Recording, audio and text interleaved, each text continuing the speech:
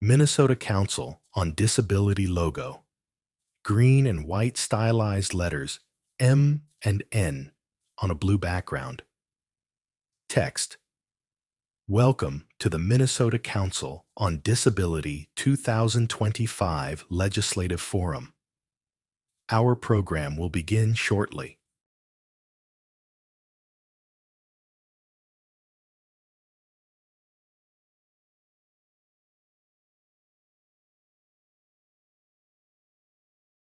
Welcome back.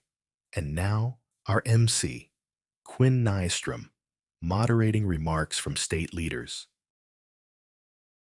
Okay, welcome back, everybody. I don't know if I'm clapping for myself. I'm not.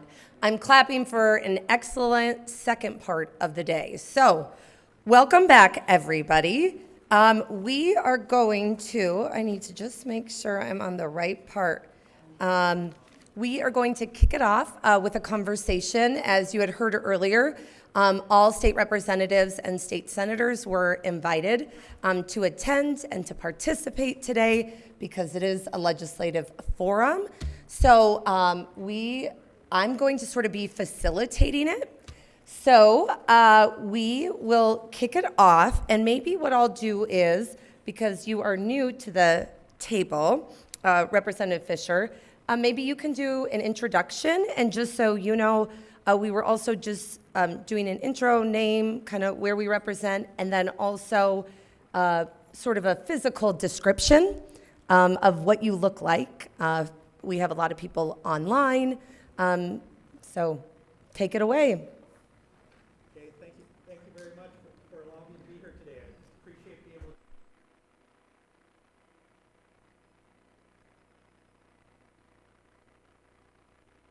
Green light here. Let's try it. Test. Oh, there we go. Okay. All right, let's try it again. Thank you. For those of you online, my name is Peter Fischer. I represent District 44A. And for those that'd like to get an idea where is 44A located, that is down here in the metropolitan area. It is representing two suburbs that are on the northeast side of St. Paul. The suburb that's the largest part of my district is Maplewood. And thank you, I've got some constituents out there. It's good to see Daryl and Nikki here. And then on top of it, the other suburb I represent is the city of Little Canada. So those are the areas I represent. Thank you. I see somebody from Little Canada over there. Thank you. So in terms of physical description, I'm not used to describing myself. I'm 5'10", male. I am very much bald on top here with a little bit of gray on the sides. I wear glasses. I am Caucasian. I'm about 190 pounds, so I'm a little bit overweight for my height. So those are part of my description. And from there, I also wear glasses. I've got to remember that part. All right. No, thank you for the opportunity to be here. Thank you. And do we want to go right down the line and have you introduce yourself?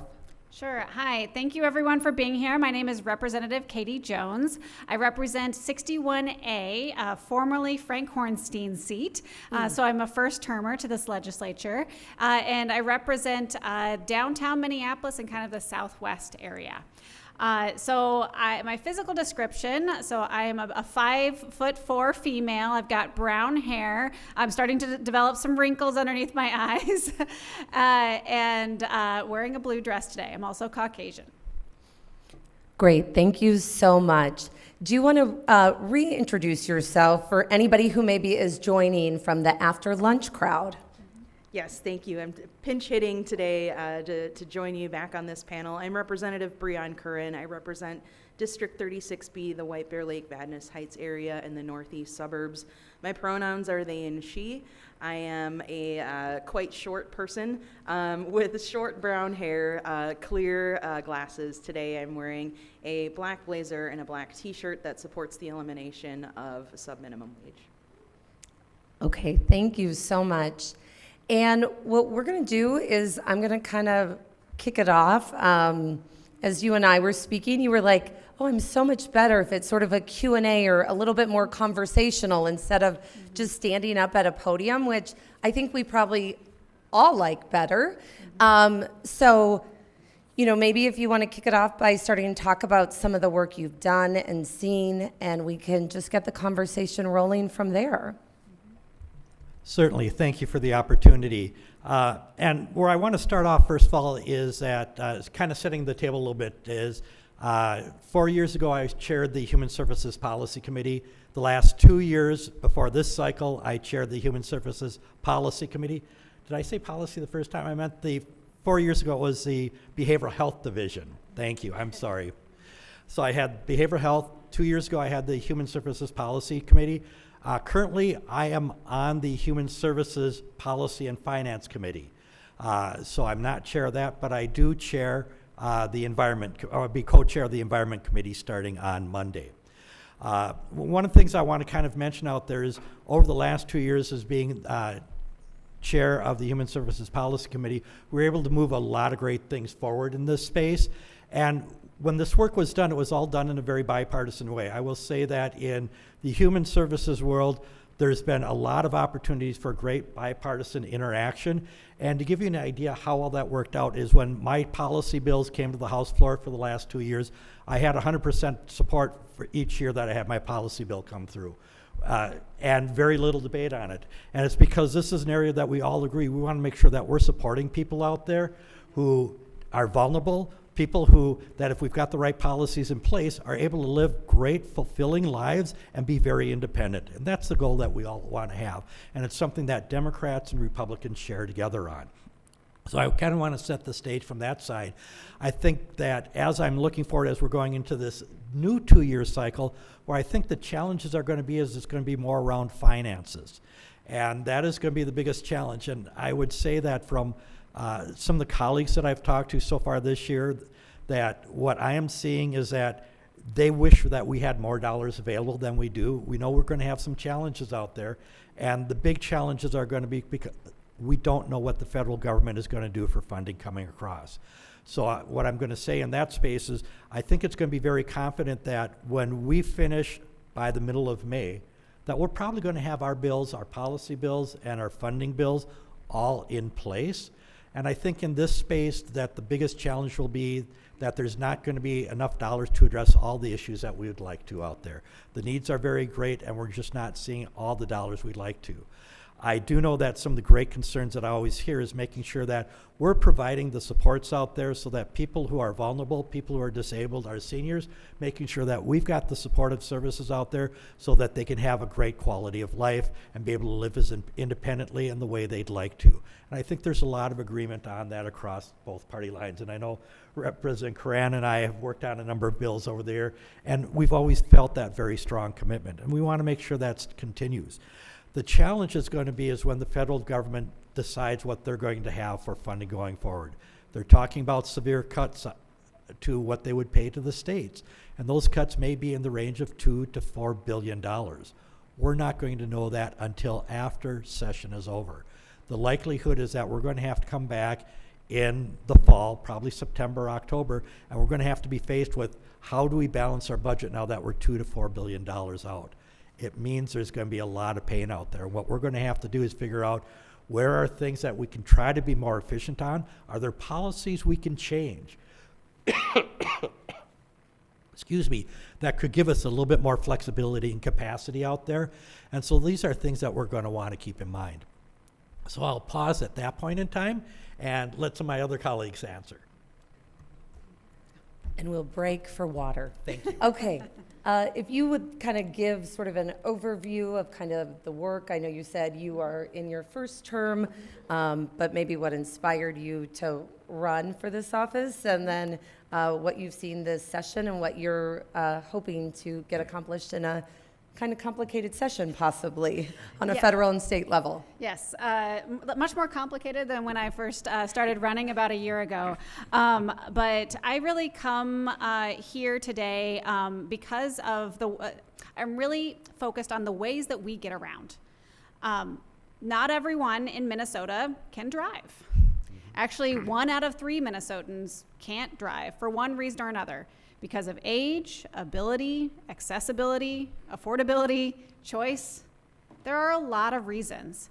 And I'm so thankful for my colleagues here who can focus on some of the health and housing and other issues that really touch everyone, including people who have disabilities. And one of my foci is really on transportation. For the last 8 years, I've sat on the City of Minneapolis's infrastructure committee. And we were an advisory committee making recommendations to the mayor for his budget in Minneapolis. And we made sure to prioritize sidewalks with curb ramps. And I know this has been going on for the last 30 years since the ADA was passed, but we are still having to fight for that today. And the number of years, I think it was, if we did the math once, that if we were to keep up with our current spending levels in Minneapolis to reach the current standards for ADA ramps, it was going to take us like 200 more years to get them all in place. And that's just not acceptable. So we made sure to put that at the top of our priority list every year that I was there. And so that's what I'm going to continue to do here at the legislature. But not only for the ramps, but also for transit. My campaign manager actually moved around in a wheelchair, and he opened up my eyes as to how functional buses are compared to trains. I mean, if you're getting onto a bus, there's already a stroller on and there's a wheelchair on, and you're a wheelchair user, good luck. You're gonna have to wait for the next bus. I personally don't drive, or I don't frequently drive. I use transit, and I use and I also bike and walk. And so I've been in those shoes of having to wait another 20 minutes for the bus. It's not great. It feels like you're disrespected, that you haven't been seen, that you're not valued. And I value all Minnesotans, regardless of how we get around. And so I want to make sure we're building a transportation system that is inclusive of all Minnesotans, and making sure that system is also providing good quality service. I know I've taken a ride with Metro Mobility. It is a good service, but I know it can also take rather long.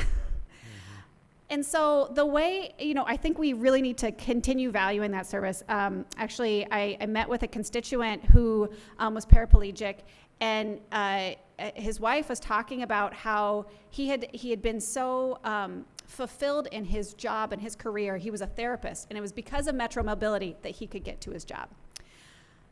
That's a great asset, and the better that we can make our standard Metro Transit bus and train system, the faster we can get that going, the more people we can carry, the better that we can serve everyone. And so those are the things that I've been pushing for, making sure we have dedicated lanes for buses and trains. That makes it so we can get to places faster, and that gives us all more dignity and equity in our ability to get around.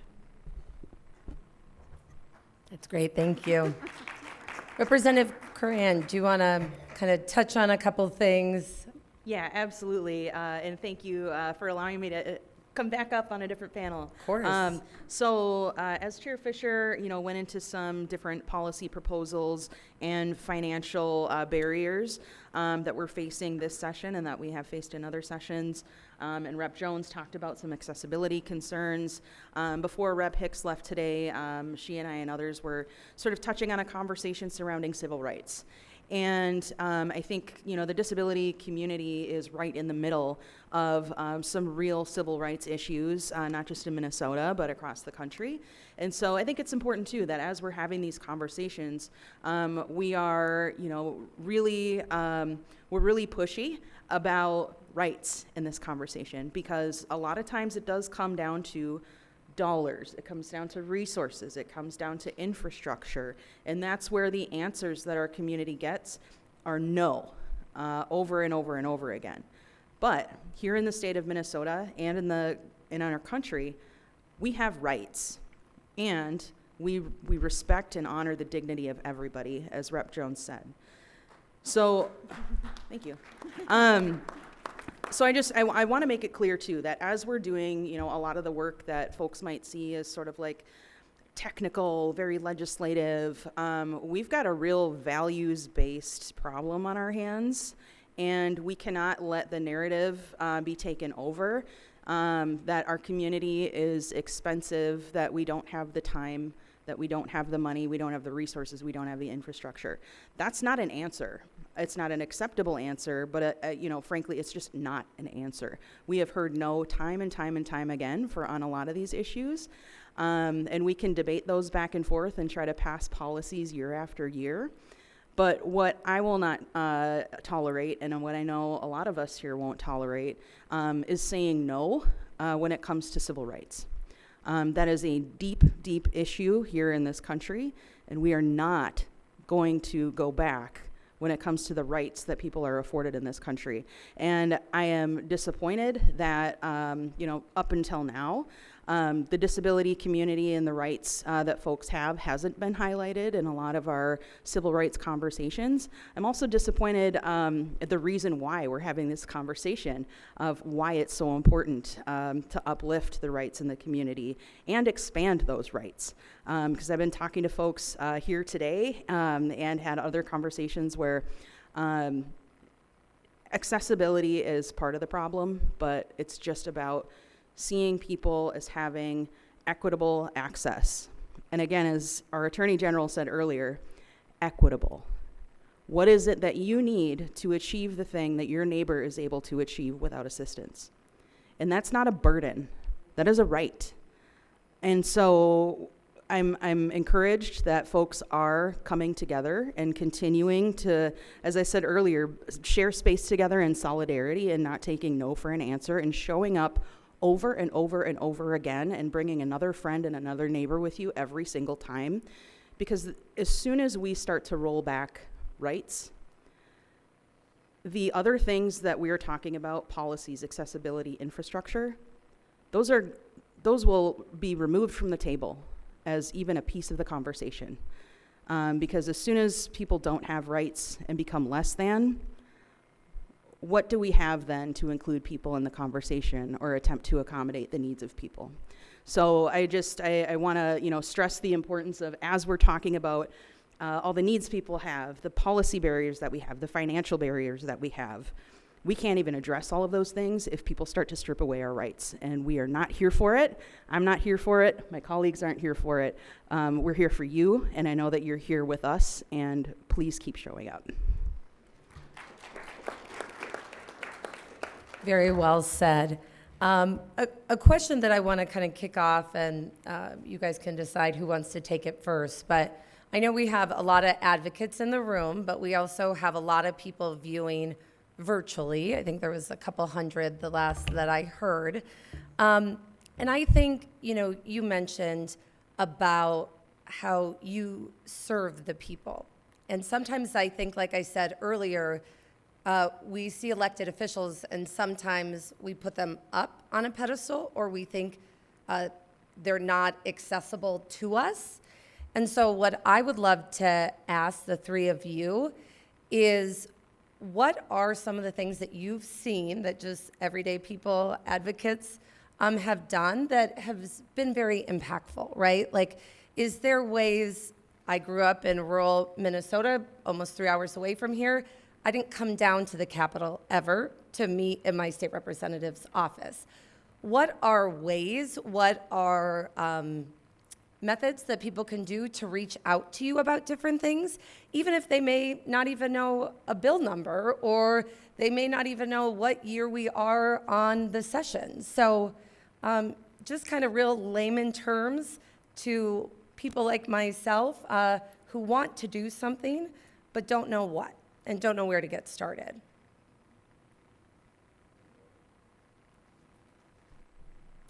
I'm happy to start. Partially because you guys have all been here longer, so you may have something, some more things to say. I'll say to date, the thing that has been most impactful to me is honestly just individual stories.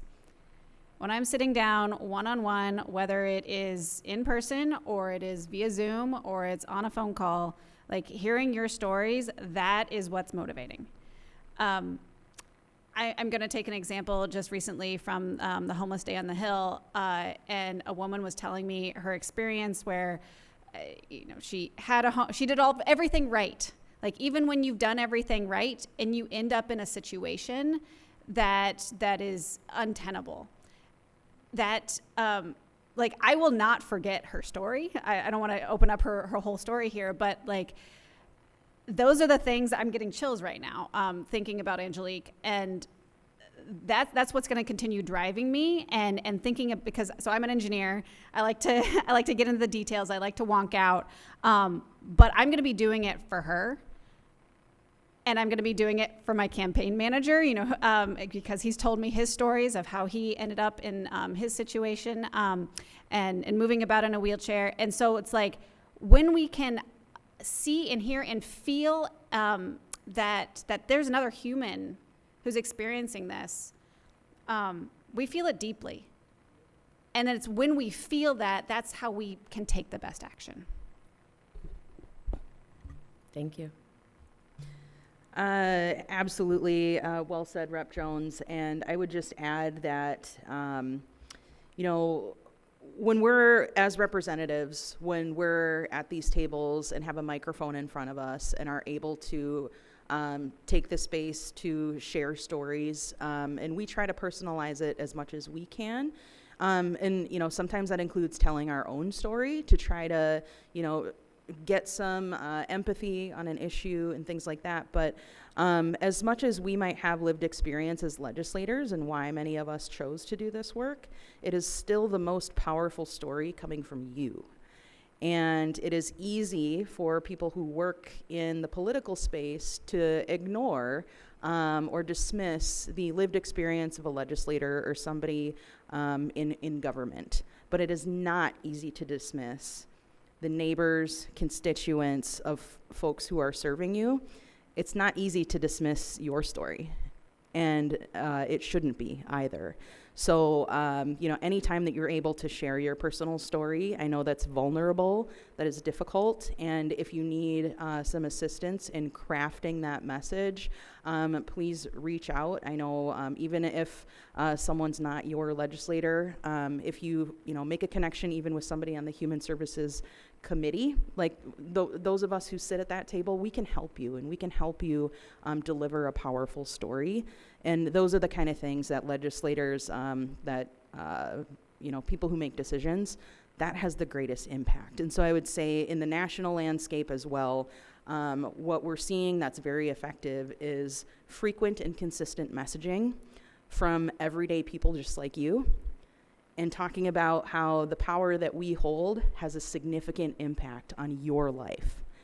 That is huge. And then again, the more that folks are sticking together and showing up in spaces together, when we see a crowd of folks at the Capitol, it makes a difference. And even if we are debating a bill or talking about a bill that we know isn't going to pass this year or even next year, when we can look at the crowd of people who stand up and make themselves known at the Capitol with a powerful message, that resonates and it sticks with us. So please keep at it.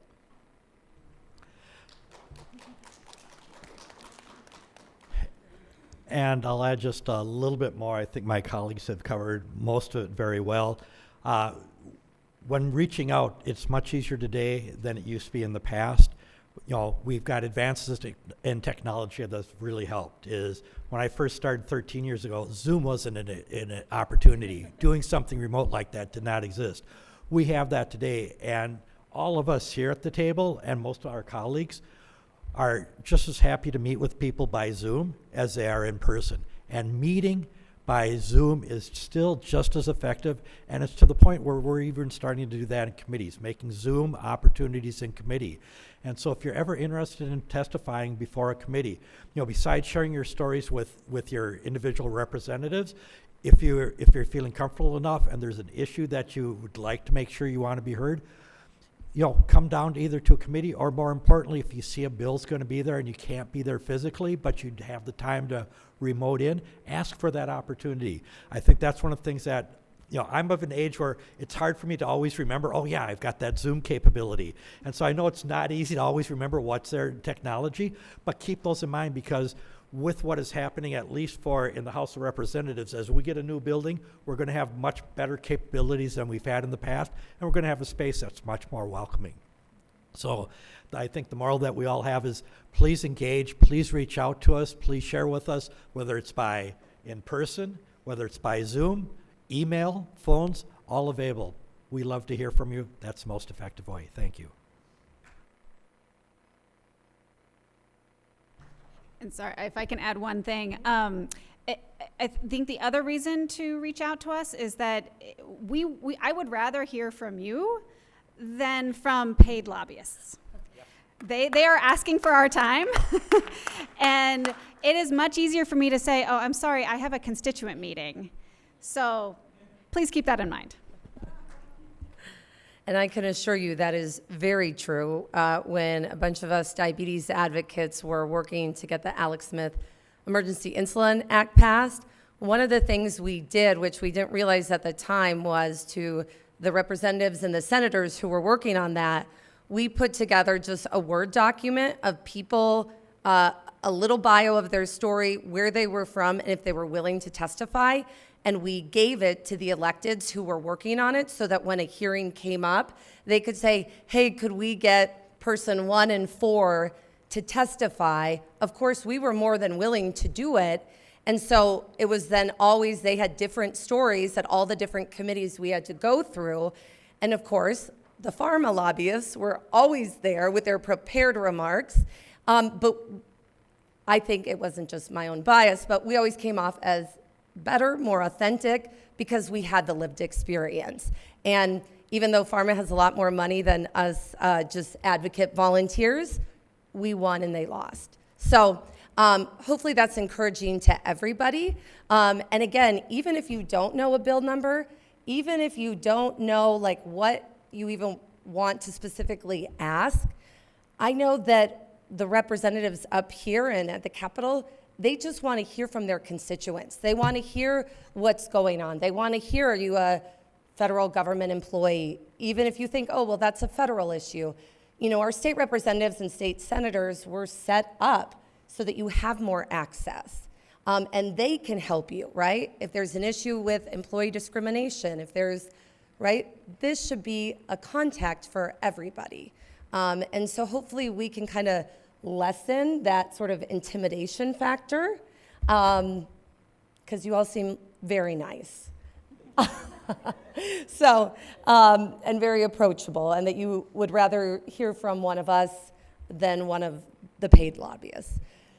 So we have about just 2 minutes left to wrap up here. So if you'd each like to either kind of say what you are looking forward to in this session, if there's again, a specific issue, or if there's really just kind of any note that you'd like to close on, or if you're looking for constituents about a certain thing to put kind of a call to action out to the people in this room, and then also the couple hundred people online. I can start there.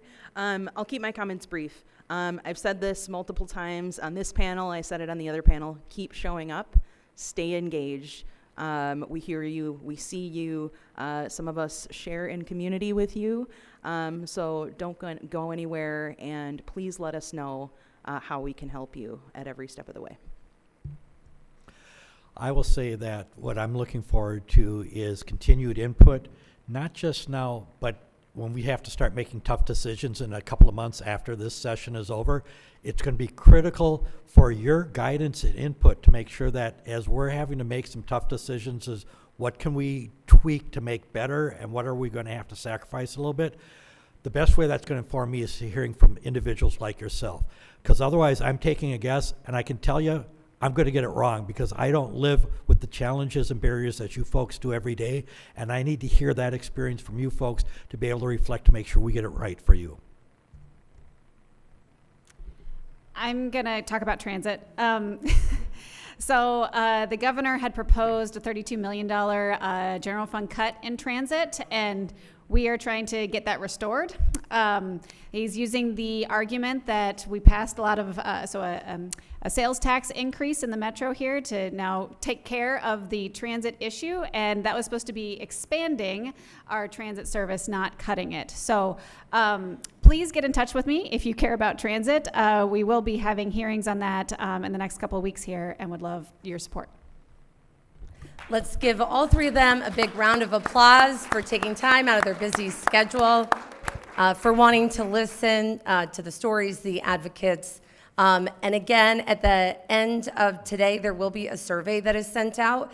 So if you are interested in getting into contact, or if you are interested in testifying at one of those hearings, please put that on there, because we want to use this as a connector. And the mission here at this legislative forum for MCD is to bring policymakers together with the disability community, right? And how do we bring us all together and continue those relationships after today? I think is the real important thing. So let's give them one more round of applause. Thank you so much for coming today. Thank you for the opportunity.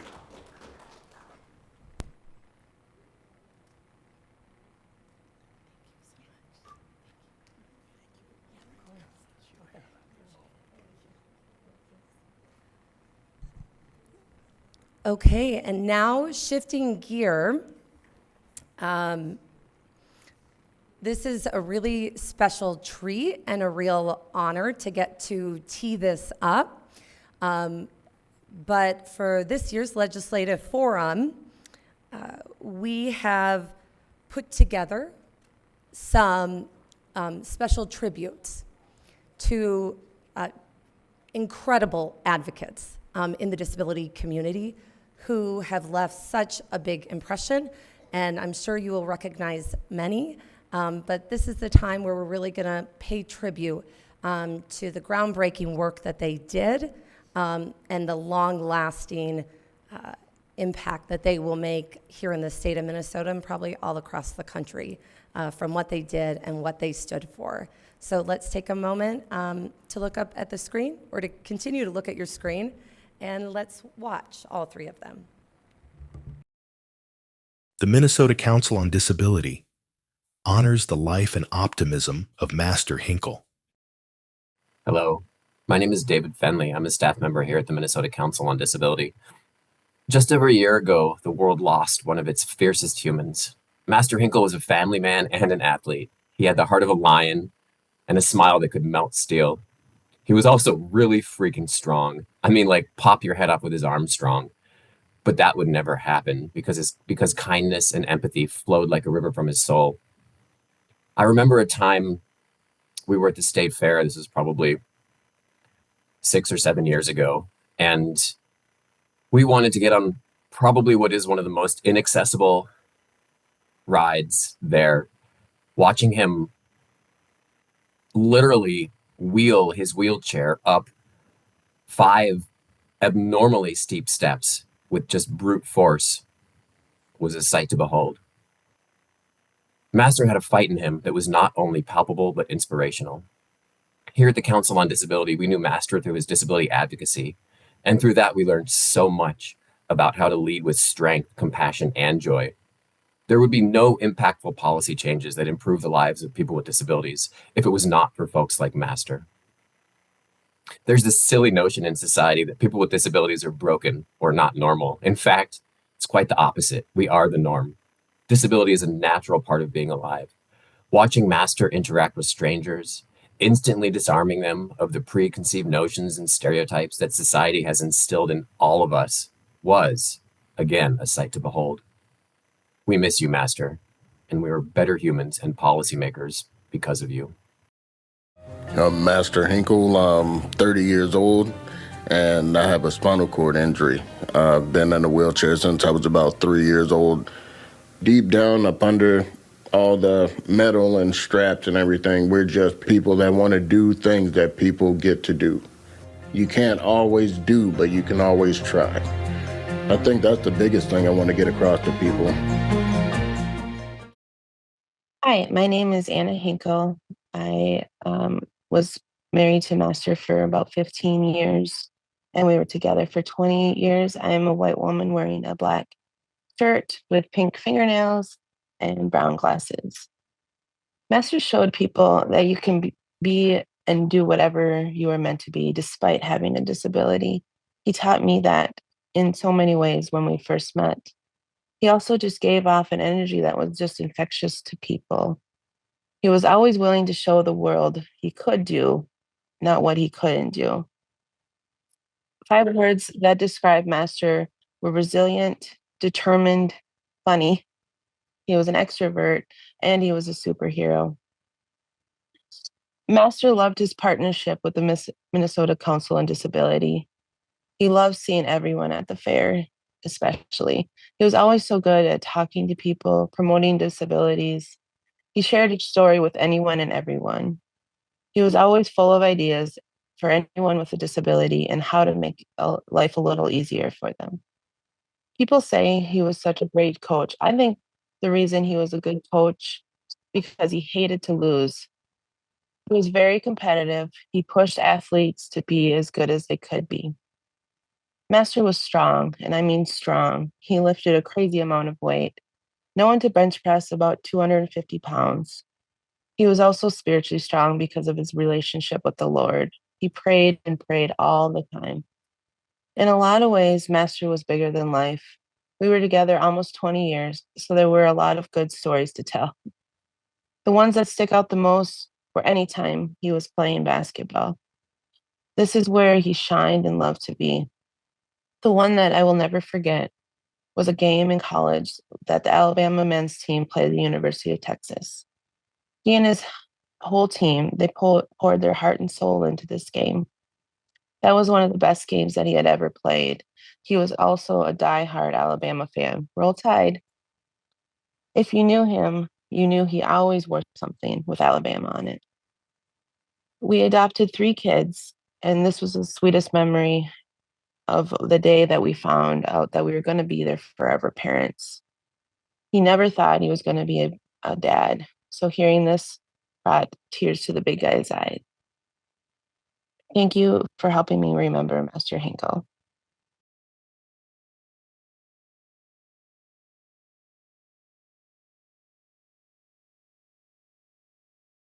The Minnesota Council on Disability honors the life and influence of Bud Rosenfield. Partnerships are critical to how MCD makes good public policy for people with disabilities. Bud Rosenfield was a partner's partner. He stood firmly in his belief that every person has value and deserves to be happy and healthy. He was a reliable legal scholar, mentor, educator, and compassionate ally to the wider disability community. Tenacious, whip-smart, committed, forceful, articulate, authoritative. In his own words, when we're asking questions about what's important to the person, we should ask the person themselves and not the guardian, not the family member, not the case manager. Any individual should be allowed to express their own ideas, their own opinions. They should be able to answer questions as they deem fit. They don't need a guardian's permission to say, this is what is meaningful in life. Hello, my name is Ann Henry. I'm a 76-year-old female with glasses and short hair, wearing a black top under a light green jacket. I retired after 42 years as an attorney at the Disability Law Center at Mid-Minnesota Legal Aid. I'm joining you today to honor and remember Barnett Bud Rosenfield, a treasured colleague at the Disability Law Center for nearly 25 years, and an outstanding leader in the pursuit of civil rights for persons with disabilities. Bud passed away unexpectedly in July of 2023 at the age of 57. We are remembering him at this crucial time because he provides inspiration to all of us to do as much as possible to protect disability rights and services. Bud's impressive work includes lawsuits and appeals which challenged the use of abusive, aversive restraints, long waiting lists for community-based waiver services, and the denial of essential medical assistance services such as deaf-blind interpreter services, private duty nursing, assistive technology, and equipment.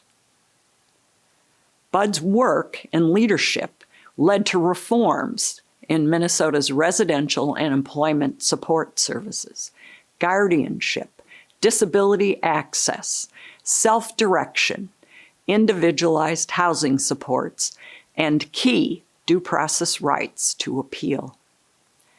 He was also a dedicated teacher and presenter on the rights of persons with disabilities, locally, statewide, and nationally, and a respected supervisor and mentor for many colleagues and an untold number of advocates from disability organizations. Bud was guided by his passion for disability rights and justice, which grew out of his deep commitment to see that his older brother, Paul, who has disabilities, was living his best possible life. In December 2021, Governor Walz and Lieutenant Governor Flanagan appointed Bud as our state's ombudsman for mental health and developmental disabilities, saying, "Mr. Rosenfield is a dedicated public servant with a proven track record as a passionate advocate for justice." In addition to all of his impressive accomplishments, Bud was a down-to-earth, kind, very funny father, husband, and avid sports fan, a truly wonderful human being. He lived a life of integrity and purpose. We can all honor Bud's work by engaging in sustained, vigorous advocacy as we face cuts to critical services, limits on civil rights, and outright attacks on persons with disabilities' participation and inclusion in our communities. We each have a very important role in working to move forward, not backward, on disability rights. Thank you.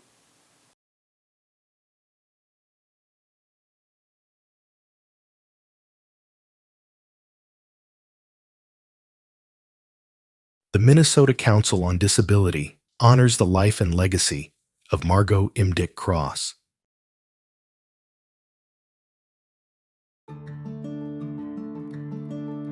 Margot. This determined, influential, successful changemaker was a woman of integrity. Margot was tough, tender, and tenacious, fierce, firm, and forthright. She was wise, humorous, authentic, kind, smart, loyal, generous, respected, and yes, even friendly. In rural Stearns County, a leader was born. She was a farm girl. Margot Imdieke first used a wheelchair as a toddler, and longtime friend Greg Lace says that stopped her from nothing. She went out to the rock pile with her brother, and she said, you know, it's all rocky, and he said, you're going to have to get here on yourself. And she said, well, how am I going to do that? And he said, just figure it out. And she did.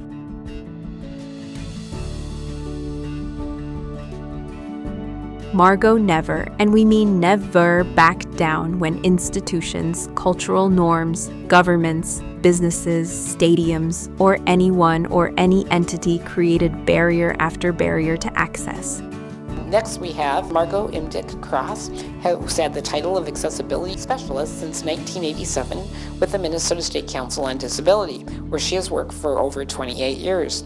In this capacity, Ms. Cross, a certified access specialist and wheelchair user, provides technical assistance, training, and community insight on state and federal access requirements, emergency preparedness, civil rights issues, and disability awareness. Most notably, Margot served as a Minneapolis Civil Rights Commissioner for 11 years, served on the Board of Directors of Access Press for 7 years, and served as a member and chair of the Minneapolis Advisory Committee on People with Disabilities for 20 years. Margot was also the first recipient of the Charlie Smith Award. Her steadfast resolve led to her being a highly respected disability rights advocate and renowned ADA building code expert. She routinely outsmarted discrimination and beat back ableism. She educated and argued, spoke out and influenced. She changed minds. Margot received awards for her work on so many things. One she was particularly proud of was the Twin Stadium at the time, the most accessible stadium in the United States. Plus, the great reward it was to see the Twins play, joined by her family and friends. What a day! Another huge personal and professional accomplishment for Margot was her dedication and work on the Help America Vote Act. She worked with Secretaries of State Mary Kiffmeyer, Mark Ritchie, and Steve Simon. And true to her way in the world, Margot helped America vote. No tribute to Margot would be complete without a roll through the ADA moments. Margot was at the forefront of the disability rights movement, attending the historic signing of the Americans with Disabilities Act in 1990. And so many of us experienced such injustice in just trying to live our lives. We have to safeguard our rights. Margot's longtime friend, Claudia Fugli, on Margot getting the protests and organizing done. Well, I knew Margot before accessibility was even known. Things were just not easy for anybody. Margot basically said, that's it. We have got to get our equal rights. This was before society even knew what equal rights were. Right? They didn't even know what accommodations were, or if they did, they totally ignored it. She gave us the call to say, it's time. It's time for us to speak out. And she coordinated a lot of the rallies, the protests. And one thing that always stuck in my mind was, she always would say, you fight for your rights. Don't be afraid of what you're doing. And you're doing it for everybody. And don't back down. And back down she did not. It was a momentous day, July 26, 1990. Margot and her mentor, Justin Dart, attended the signing of the ADA in Washington, D.C. The work had paid off. Let the shameful wall of exclusion finally come tumbling down. In closing, we thank Margot, and of course, in true Margot style, she thanks the ADA. Thanks to the ADA, and congratulations to the advocates and supporters who work so hard to make our country more accessible to people with disabilities. The future is in front of us. We need to help shape it. But we can't leave you without a classic Margot moment. It's nice that folks are looking after each other, and that's a really, but again, just put in the curb cuts. I'd rather do it myself. But then I'm kind of an unreal cuss.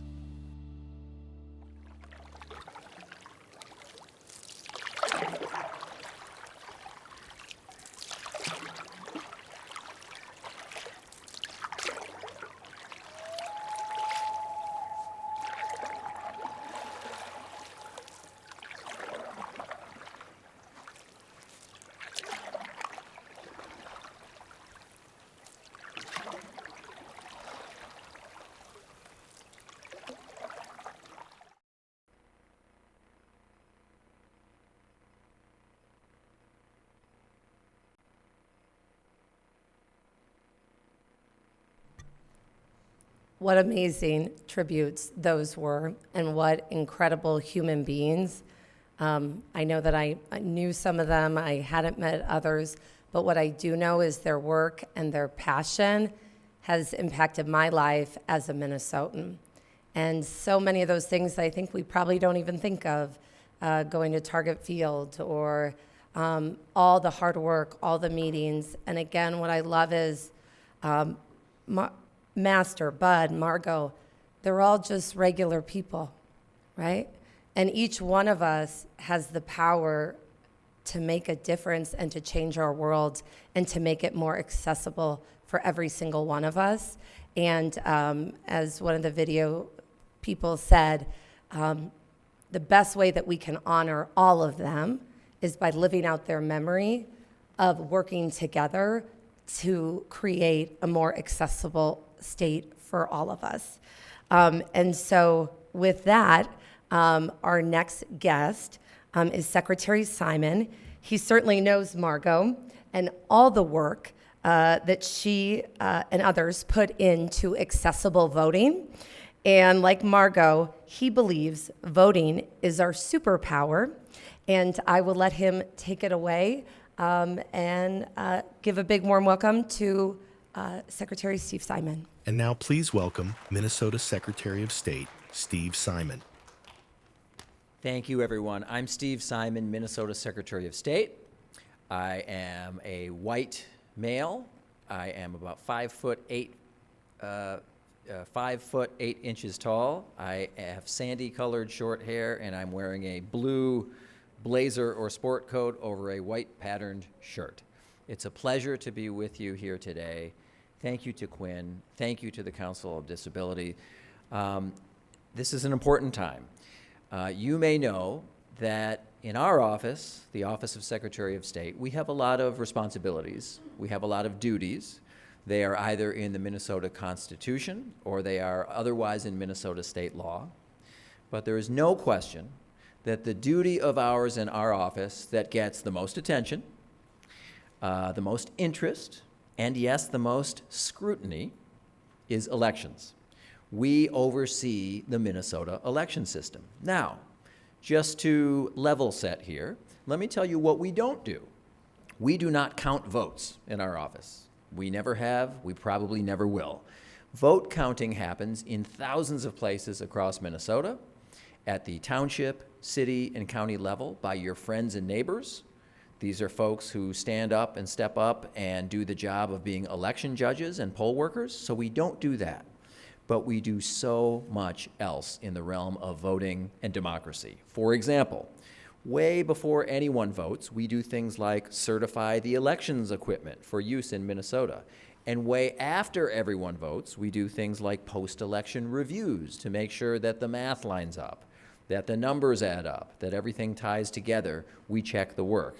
And in the middle, like right now, when we're in the legislative session, we spend a lot of time in the Capitol with legislators trying to tweak and change and perfect our election system. So as a result of all that, I like to say that we and I are in the democracy business. And it is one heck of a time right now to be in the democracy business. You may know this, but even if you know it, it's fun for me to repeat. Minnesota is a champion of voting.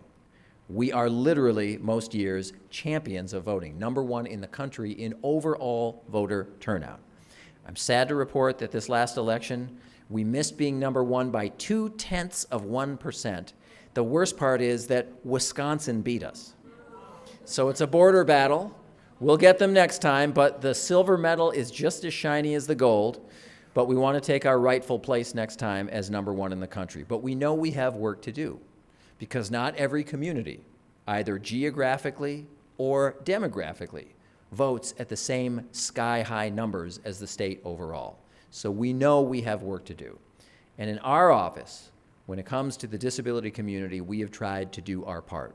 For me, it's somewhat personal.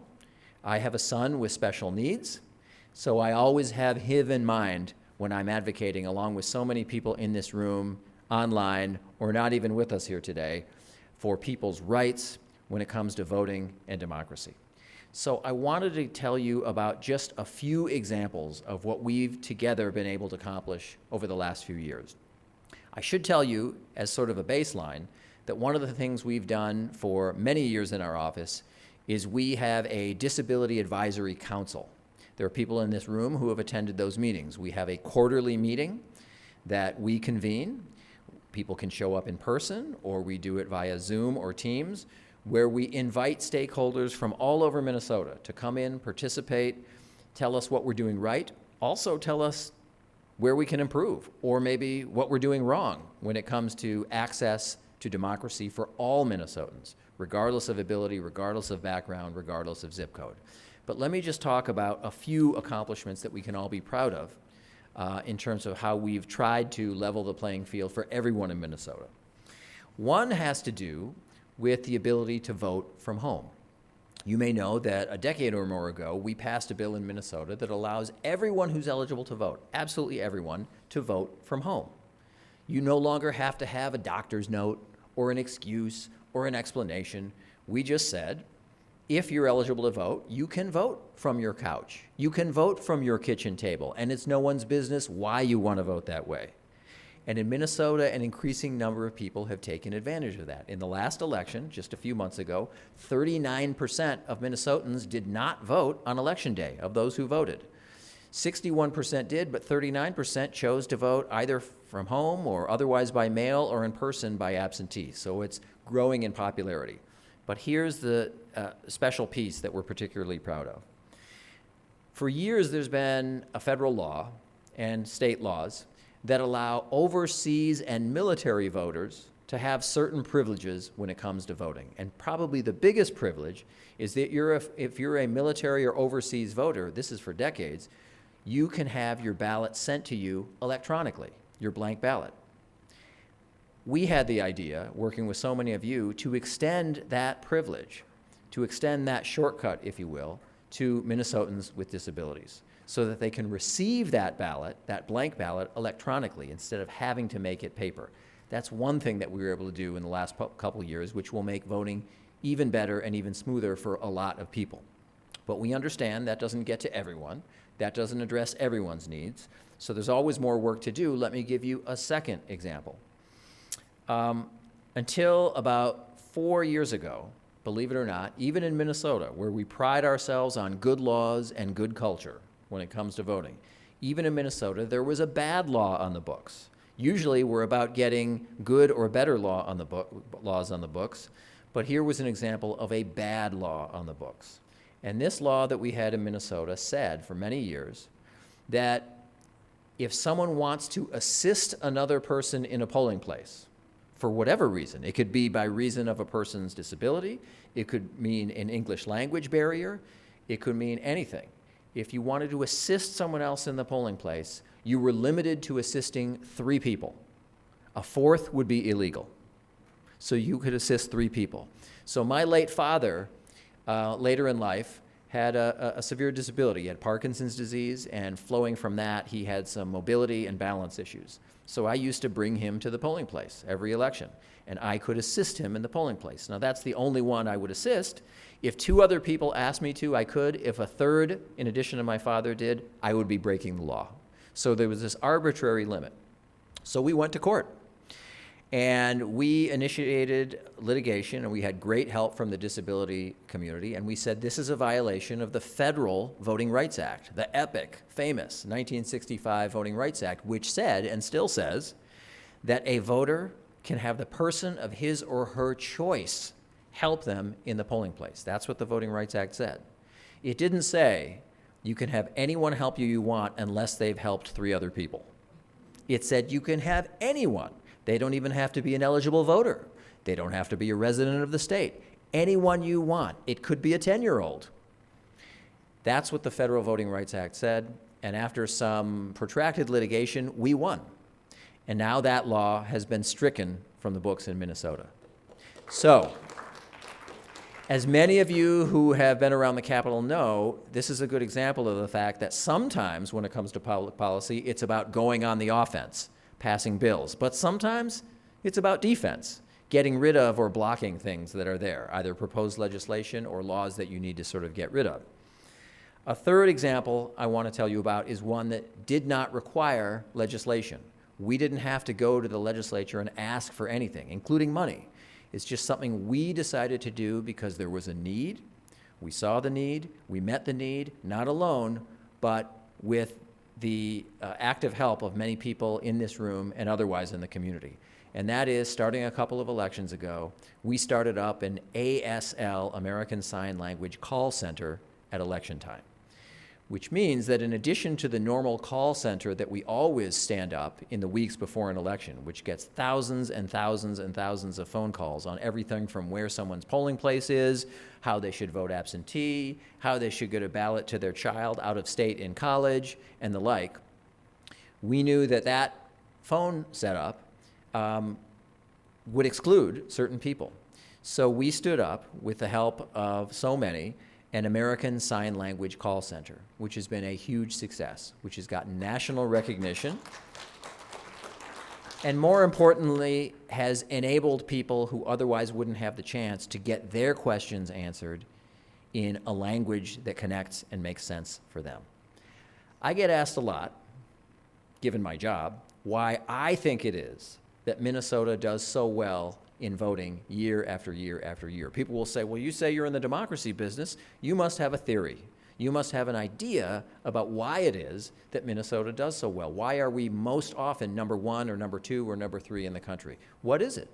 Is it luck? Is it coincidence? Is it something in the water? What is it? And I always say, I think it boils down to 2 things. 1, good laws, and 2, a good pro-voting culture. And there is no limit to what we can do together operating in those 2 worlds, the world of legislation and laws and the world of just a accessibility culture. There is no limit to what we can accomplish, not just in the democracy business, but in every business. That's what we're seeing here today. So I want to thank you for your time and for your attention. There's more work that we can be doing, there's no question about that, but Minnesota really, over the last number of years, has led the way in showing the rest of America what it means to be as accessible as possible, to make sure that our democracy truly works on a day-to-day basis for absolutely everyone in Minnesota. That's the goal, that's the vision, that's the dream, and we're going to keep on chasing it. Thank you very much. Thank you. Thank you.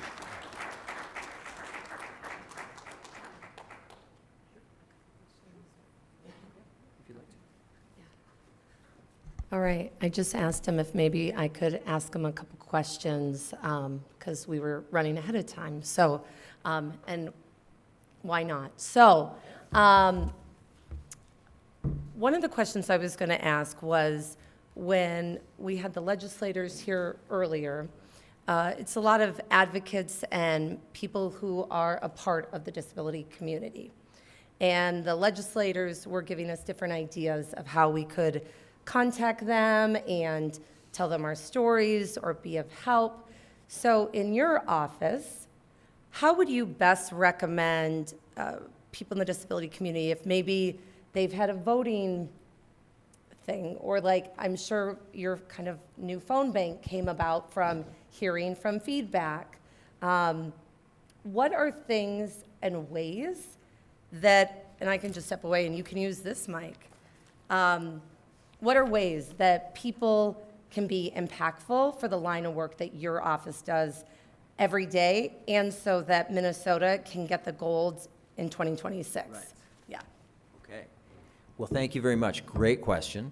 First, let me say, I loved seeing the legislators say what they do, and if I can just piggyback or add on to what they said. Before I was in this job, I was in the Minnesota House of Representatives for 10 years, representing Hopkins and St. Louis Park. Is anyone here from either of those places?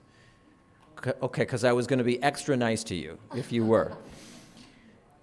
Here's what I can say, and this is a happy and good thing about advocacy at the legislature and also in our office. I think it's one and the same. You look at that big, white, beautiful marble building, as imposing and big and grand as it is. And it's very easy when you look at those giant marble pillars to picture in your mind layers upon layers of insulation blocking elected officials from everyday people. It's easy to do. You look at that building and it looks heavy and big and large and impressive.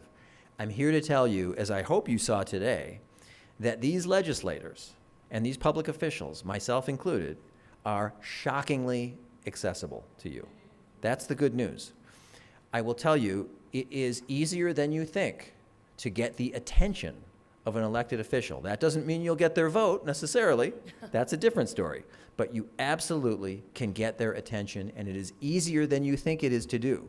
So the test for me always was, in the legislature and now, if I would then and now get an email from a handful of people on an issue in a close period of time, so not spread out over a month, but if 5 or 6 or 7 or people emailed me on a particular issue, no matter how obscure. It could be a bill about changing plumbing regulations or something like that. But if 3 or 4 or 5 or 6 people emailed me within 1 or 2 or 3 days, I'm going to take notice of that. It doesn't mean I'll come over to their point of view necessarily. Maybe it will, maybe it won't, but it will get my attention. It will get the attention of your legislators. Trust me, over there with the legislature, I know, having served there, everything from the way the mail is sorted to the way the staff is trained rewards exactly this kind of outreach. So just understand that it's easy to get the attention of public officials. So, as to our office in particular, I mentioned that on a quarterly basis, we have what we call our Disability Advisory Council. Some of you have attended that. I urge you to, either remotely or in person, where we have really frank discussions, not just about what's going on in the legislature, but what's going on out there in all 87 counties in terms of accessibility of polling places and other issues. So contact our office if particularly you have an idea or feedback or pushback or criticism.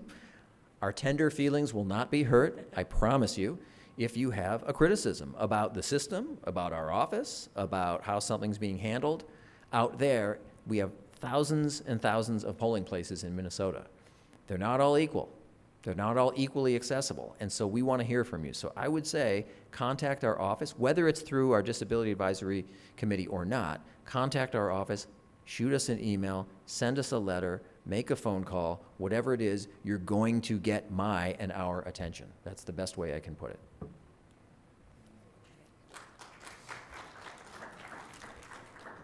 And I'm sure that we can, as a follow-up, make sure that we put that information so that people are online and here and they're like, what is that email or what is that phone number, that they will have it. So looking ahead to 2026, what are things, I know we all know because we're taking in the news and a lot of different things on social media.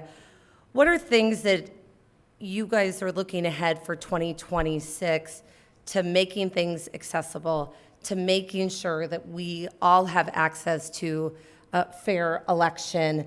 What are some of those things as you're continuing to improve, continuing, like you said, if our military veterans had access with an electronic ballot, why couldn't we do that, right? Things like that. What are some things that you guys are looking forward to, and then also making sure maybe things that are going to stay in place? Well, as I mentioned, when it comes to public policy, it's about both offense and defense, getting good stuff done and blocking the bad stuff. And there's some of both as I look ahead to 2026. So one of the things that a number of states are talking about doing, and that we in the past have looked into, is allowing for certain voters not only the electronic transmission of a blank ballot, but allowing the electronic transmission back of the completed ballot. Now, that's a very hot topic and a controversial topic because you have to make sure it's secure. You can only want to do it if it's secure. There's some talk of some new technologies that would make it more secure than it's been in the past. So that's a discussion among all the states, not just Minnesota, about whether and how we can make that happen. So that's an offensive piece. I would say there are a number of defensive things as we look ahead to the next, under 2 years now, 20 months, let's say, until the 2026 election. There is a piece of legislation circulating at the federal level which should give us pause, in my opinion. It's slated for a vote sometime this spring at the U.S. House of Representatives. It's called the SAVE Act, S-A-V-E, and the SAVE Act would impose a requirement all over America for all federal elections that in order to register to vote or re-register to vote, you would need to show documentary proof of U.S. citizenship. That means a birth certificate or a passport. The problem is 69 million American women don't have the current last name that they did at birth. So that would mean for them, presumably, they would need to find a birth certificate and some sort of marriage record. 21 million Americans have neither of those things. They have or no proof of citizenship. They don't have a birth certificate, they don't have a passport, and the like. In the one state that has tried this, the same way that they're proposing here, that was the state of Kansas 10 years ago, they're not doing it anymore. And my counterpart in the state of Kansas is willing to tell the world that it was a disaster in Kansas. So That's just something I want to warn folks about. It's not even necessarily specific to the disability community, but that's something coming down the pike, speaking of offense and defense, that we want to make sure doesn't happen, at least in the form it's being talked about right now. One other just sort of technical point I should make, part of the work of our Disability Advisory Council, working with the Disability Law Center and others, is doing surveys of polling places. Now, we have 3,000 polling places in Minnesota. We don't have the people power to go ahead and do 3,000 at once, but we're doing it chunk by chunk, piece by piece, taking advantage of special elections, primary elections, and general elections to do sort of an inventory of as many polling places as we can in Minnesota to make sure that they are compliant with everything from bathroom access to door widths to parking proximity to elevators to the surface, the voting surface, to the presence and functioning of elections equipment meant to be assistive voting devices. So we're doing that work little by little by little all across Minnesota, and that's going to continue between now and 2026. Thank you so much. Appreciate it. Yeah. Clearly, math was never my forte, so thank you for correcting me on that. We're in 25, and we have an election next year, so I'm not in 2024 anymore. And I'll say, like Secretary Simon said, our electeds are a lot more accessible than I think a lot of us realize. I walked in a parade with him in 2014 in my hometown in Brainerd. The same guy I met there who was nice and approachable also sent me a text on the day that I got married congratulating me. And so not only do I respect the work that he does, as he says he's in the democracy business, and yes, he is, but he's also in just being a good human. And like he said, if you have a criticism, he has a big job, a big role in our state. He wants to hear that. Right? He doesn't have a thin skin. It doesn't hurt his feelings. He knows he's a good person. It's our jobs to relay that information to our electeds.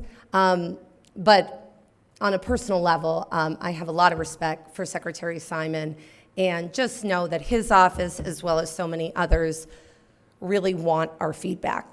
And that doesn't mean just, you're so wonderful, you're so great. It could be, I tried to vote at this spot, and this was inaccessible. So thank you so much for taking time. I know what a busy and wild world it is right now for you. So thank you, and keep on doing the good work, and let's all work together to get the gold medal back from Wisconsin next year. Okay. We are going to now go into our next segment of more incredible advocates that we're featuring. So this segment actually has various different issues that they're going to talk about. And then we'll see, are you as curious as I am about maybe what issues that they're going to highlight? So I'm going to say, let's roll the tape. And now, nothing about us without us. Comments from advocates continue. To get us started, Steve Renardi on Metro mobility issues. Hello. My name is Steve Renardi. I live in Margot Heights. I am a white male. I go by he or him. My hair is brown. I have green eyes. And I'm wearing a black shirt with colored stripes. I do talk slower than others, so I can be understood better. I am legally visually impaired, and I cannot drive. It has been that way since I was very young. I do rely on services for transportation to get me around. I mainly take Metro mobility, which has its challenges. They are state funded and are short staffed and use outdated tech. It has been that way for many years. Metro mobility, however, is a door-to-door service, but it is not always reliable. There have been many times when my Metro mobility rides were very late, did not come at all, or I was on the Metro bus for many hours, and this is when it's not weather related. I work about 16 miles from my home.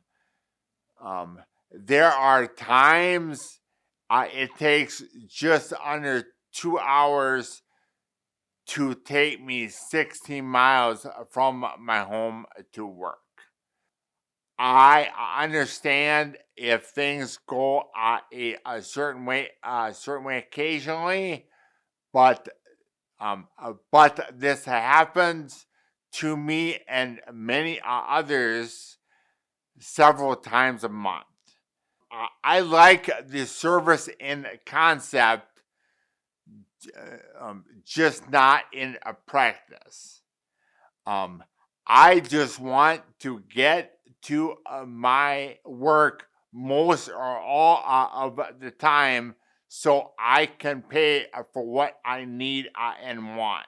We have a good foundation here in the metro area for transportation. If we can just improve it a bit more, you will have an expanded workforce to fill in the gaps in employment that we need right now. Please do not take that away or limit it.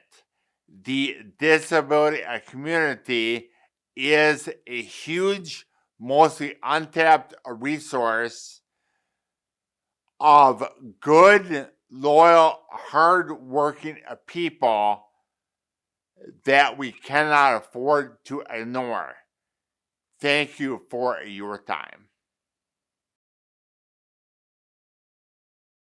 Next up, Jonathan Murray on Crip Time and the Disability Time Tax. I'm Jonathan Murray. I'm white, non-binary, with long brown hair, in a ponytail, glasses, wearing a purple dress shirt. I use any pronouns. I work with nonprofit strategy and social return on investment in disability policy. I'm also multiply disabled and autistic. We often hear about pulling yourself up by your bootstraps, but for disabled people, this ignores the reality of the disability tax. This hidden tax, combined with the impacts of Crip Time, erodes our financial security and social capital. Crip Time refers to how disability impacts our experience of time. The system demands we conform to a rigid schedule, leaving us constantly behind. The disability tax compounds, hitting some harder: femmes, people of color, queer folks, rural communities, and those of us mandated to live in poverty to get health insurance face greater costs. We need solutions that address this compounding effect. Disabled people must lead in crafting and enforcing disability policy. Policies without our input fall short, leading to fractional value, inefficient services, and budgets that limit us. Those who live the barriers see them best. In Minnesota, social capital can be a weakness. If you're a mayor or governor, your street probably gets plowed first. This makes it harder to grasp the experiences of friends who can't get their power wheelchairs over ice to get on the bus. This isn't about handouts. It's about being our active allies, empowering our resilience, innovation, adaptability, and problem solving.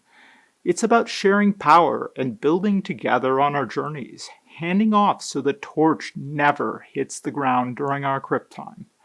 Our curb cuts help move your loads. Without us doing things differently, out of necessity, your journeys get longer and harder. Envision a world where we recognize the disability tax, and it's automatically reimbursed. We run disability co-ops to group buy supports that fit us.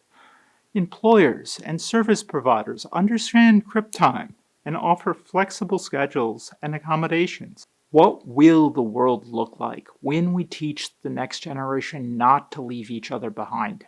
Let's build a world where disability is a strength, not a burden.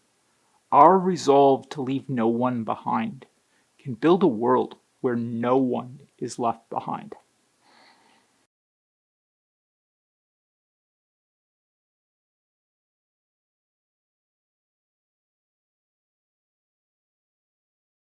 Alicia Lane on deaf and hard of hearing issues.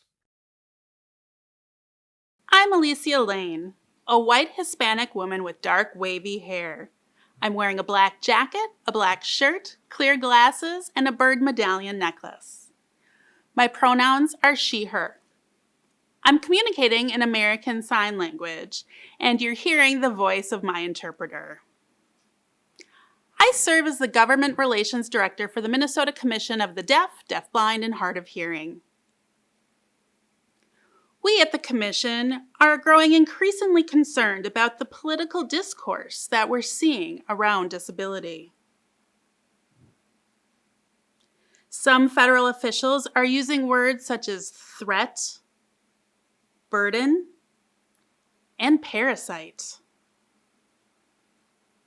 Disabilities are a natural part of the human experience. Most will experience a disability at some point in life. Half of Americans aged 75 and older have a hearing loss. I myself became deaf from a disease that today can be prevented with a new vaccine. But diseases are evolving too, and new vaccines continuously have to be developed. A world that is evolving biologically, geopolitically, and technologically means disability is here to stay. The sooner we embrace disability as a natural part of the human experience and recognize the strength of our adaptability, the healthier we will be as a society. This year, our rights are more at risk than ever. We at the Commission have been talking with legislators about codifying into state law the rights of Minnesotans who are deaf, deafblind, or hard of hearing. We are working to support Minnesota's aging population and to improve data collection on language acquisition for all children. We are also closely monitoring policymaking on emerging technologies, such as artificial intelligence, telehealth, and video remote interpreting, to ensure that they are being applied appropriately. Now back to adaptability. This is exactly the strength that we and other disability groups bring. I call upon legislators to reach out to the Commission early for anything having to do with communication access or hearing loss. We and other disability groups are accustomed to not only thinking, but living outside of the box. With our creativity and adaptability, your policy solutions will strengthen society by embracing disability as a natural part of the human experience.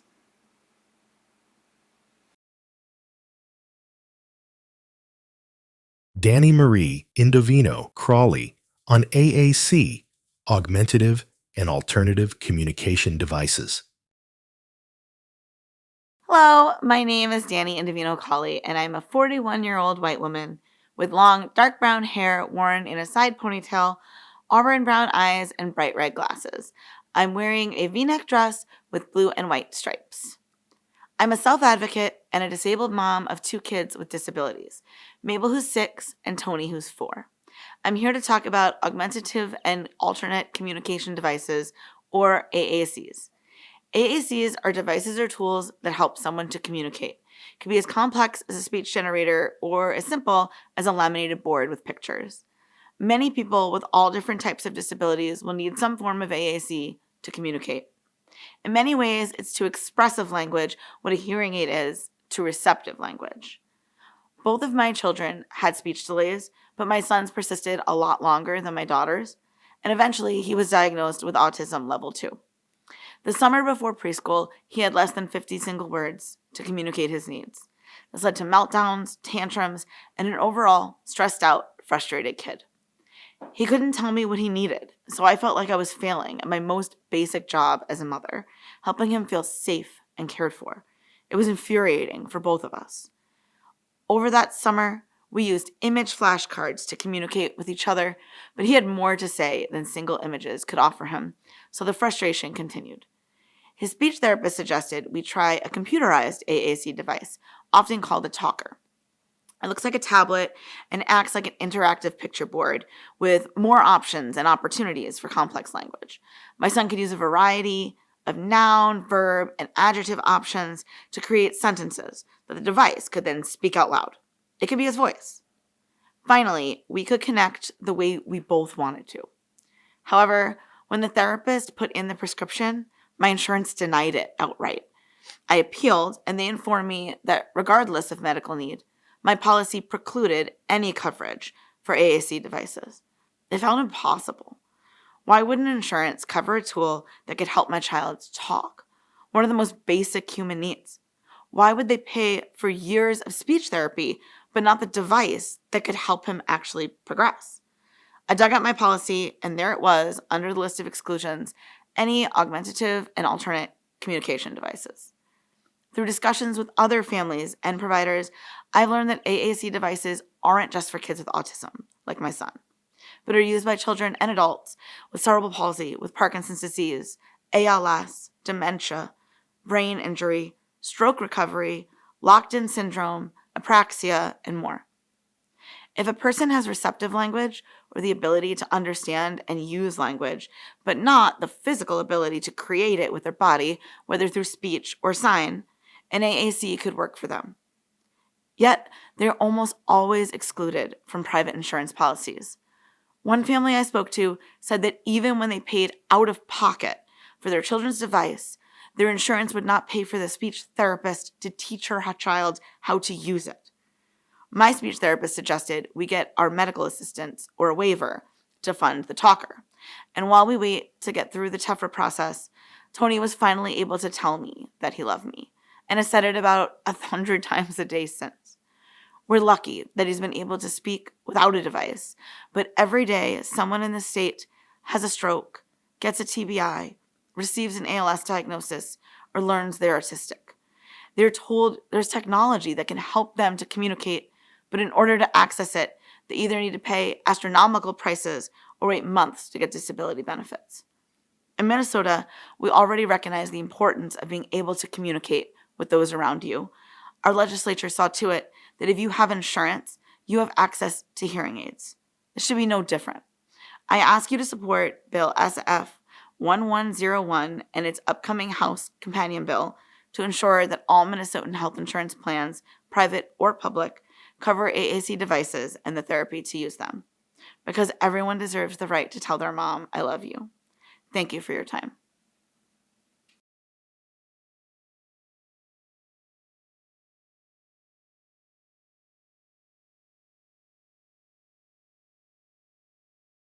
A message from Jillian Nelson on sub-minimum wage.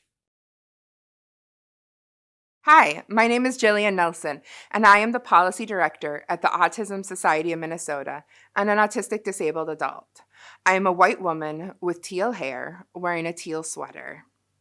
Here in Minnesota, in 2025, we still have 3,493 individuals with disabilities being paid less than minimum wage for their workplace contribution. Their average hourly rate is only $4.10 an hour, and these workers rarely work more than 8 hours a week. This is hardly a livable wage. Presently, Minnesota still uses a program called Section 14C, or subminimum wage, that allows businesses such as day programs or vocational programs to pay people to do certain types of work for less than minimum wage.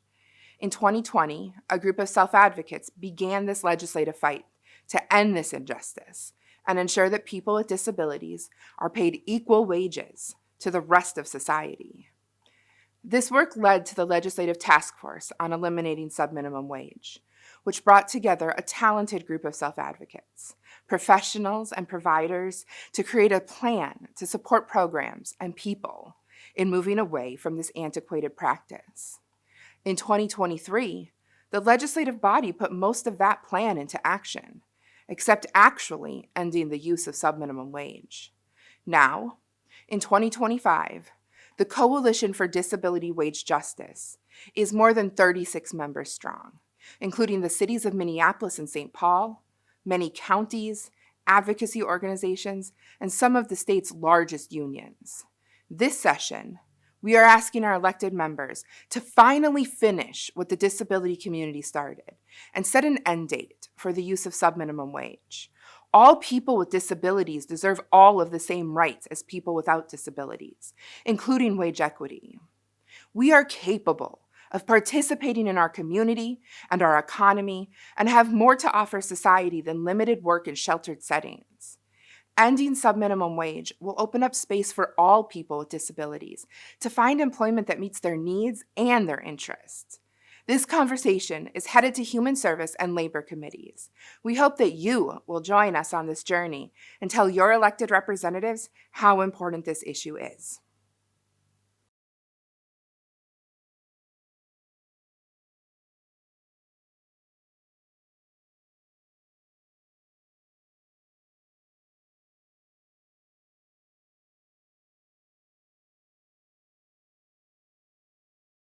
Sumuka Terkanambi has something to say about medical assistance.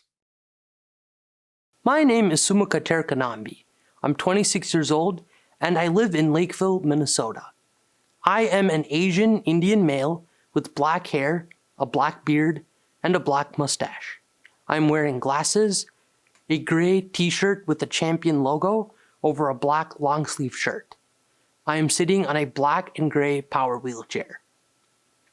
When I was 4 years old, I was diagnosed with Duchenne muscular dystrophy, a rare neuromuscular disease that causes muscle deterioration over time. As a result, I require assistance with most physical tasks, including acts of daily living. I also use a power wheelchair for mobility. Just like anyone else, I have the desire to work and be active in my community. I currently work as a public policy consultant with the Minnesota Council on Disability and the Rare Disease Advisory Council. I also serve on the Minnesota Governor's Council on Developmental Disabilities and the Dakota County Disability Advisory Council as a self-advocate. At this moment, it feels like the disability community is under attack. Every day I am bombarded by news reports, advocacy action alerts, and social media posts about threats to special education, civil rights, healthcare, rare disease research funding, and inclusion initiatives. As an advocate, it is overwhelming to address multiple issues at once. One issue that is especially top of mind for me is Medicaid. It is unfortunate to see proposals being considered by lawmakers to make cuts to such a vital program for people with disabilities.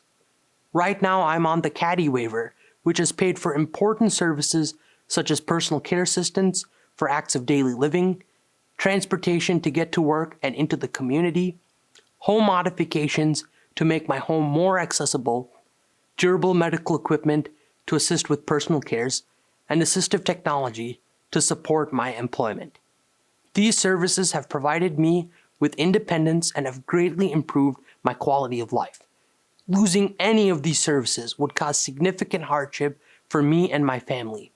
It would cause my health to decline and would prevent me from making contributions in my community.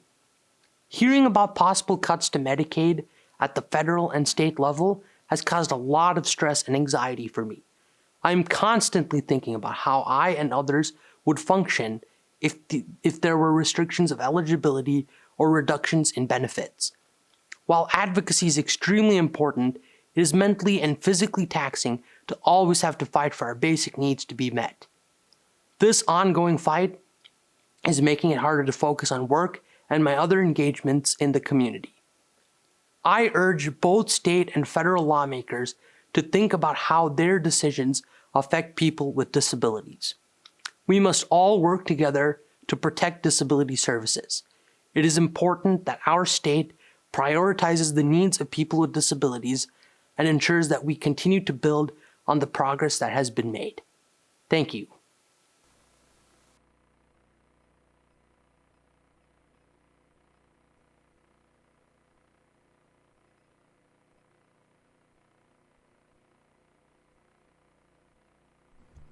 Push the green button. Okay. Another amazing round of advocates, and I think an amazing way that their stories have come to life. And I know I'm learning a lot. That's what I love also about this legislative forum, is learning from other people's lived experiences that may differ from mine. And so it really opens my eyes to seeing the challenges, also the opportunities that we have as advocates to help support all the different issues that we've been speaking about. So we are now going to move to our official Minnesota Council on Disability section. It's near and dear to my heart, having served 2 terms on the Council with Disabilities. We are going to hear from the Executive Director, David Dively. We're going to hear from other staff members to let you know about current projects that they're working on. We're also going to hear from the formidable chair of the Minnesota Council on Disabilities, who I've had the honor of working with, and other council members who are doing amazing work throughout the state. And remember, keep those comments, questions written down so that when you get that survey at the end, you can just slide them right in so that we can make this an even more impactful day. So with that, I am going to introduce David Dively, MCD Executive Director.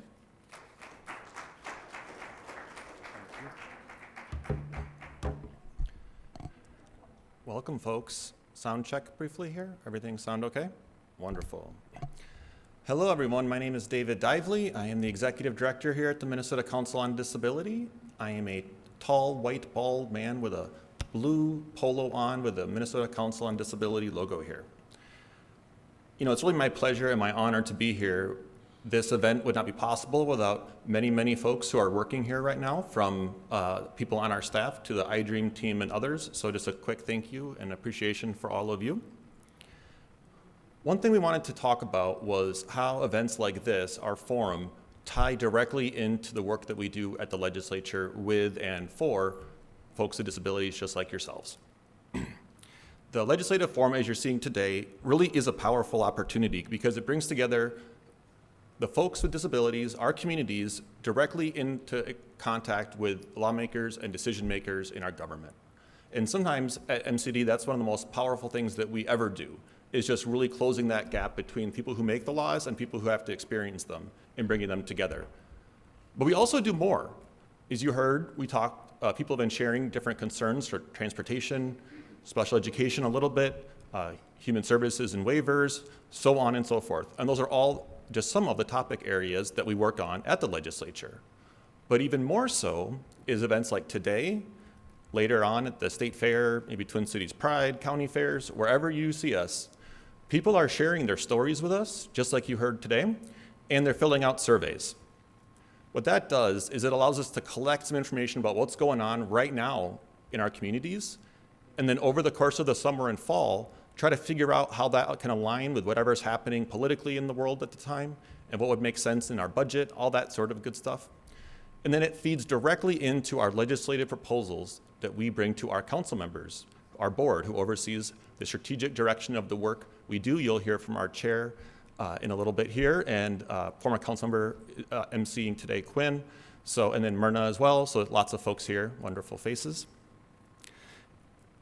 After the council receives that and hopefully says, good job, you're reflecting the needs of our communities, we get to work on that.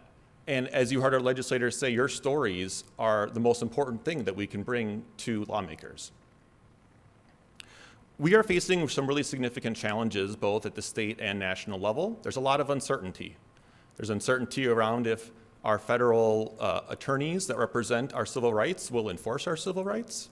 There's a lot of questions on the level of funding we will have at our state from the federal government around things like Medicaid, or in Minnesota, we call it MA, to our own state level budget, where we have to have our lawmakers make some difficult choices, and we want to make sure that folks with disabilities are not shouldering those cuts.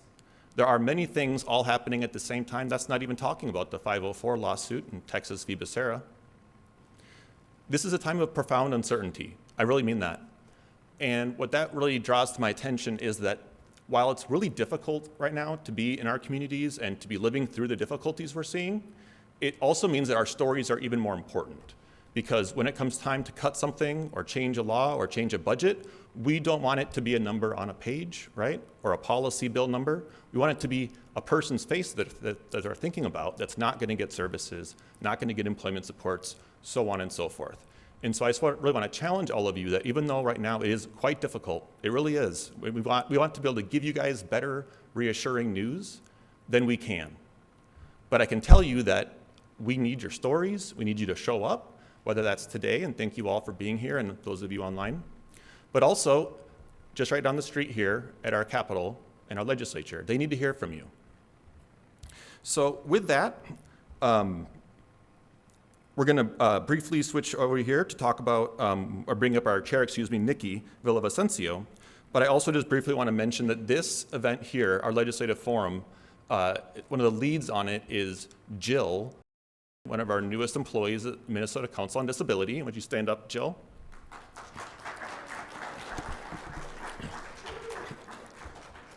Doing a tremendous job. It's events like this that what we're doing is we're trying to say, we only have 6, 8, 10, 12 people that work at MCD. And we have a wonderful council that's about 13 to 15 folks at a given time. But we have the largest voting block in the state of any community group that can go out and vote, can make their voices heard, can make sure that they're counted for the census. And that's the kind of work that our civic engagement director is leading for us, because mobilized and self-advocating people make the world better. It makes it more powerful than what we can be on our own. And so with that, I believe I'm throwing it to, no, I am not throwing it anymore. To Linda, yes, excuse me, I knew that. So with that, I'm going to turn it over to Linda Wolford, who's going to talk a little bit about how your input and community feedback on our policy issues has been put into action. Please welcome Linda Wolford, MCD, Government Affairs Director.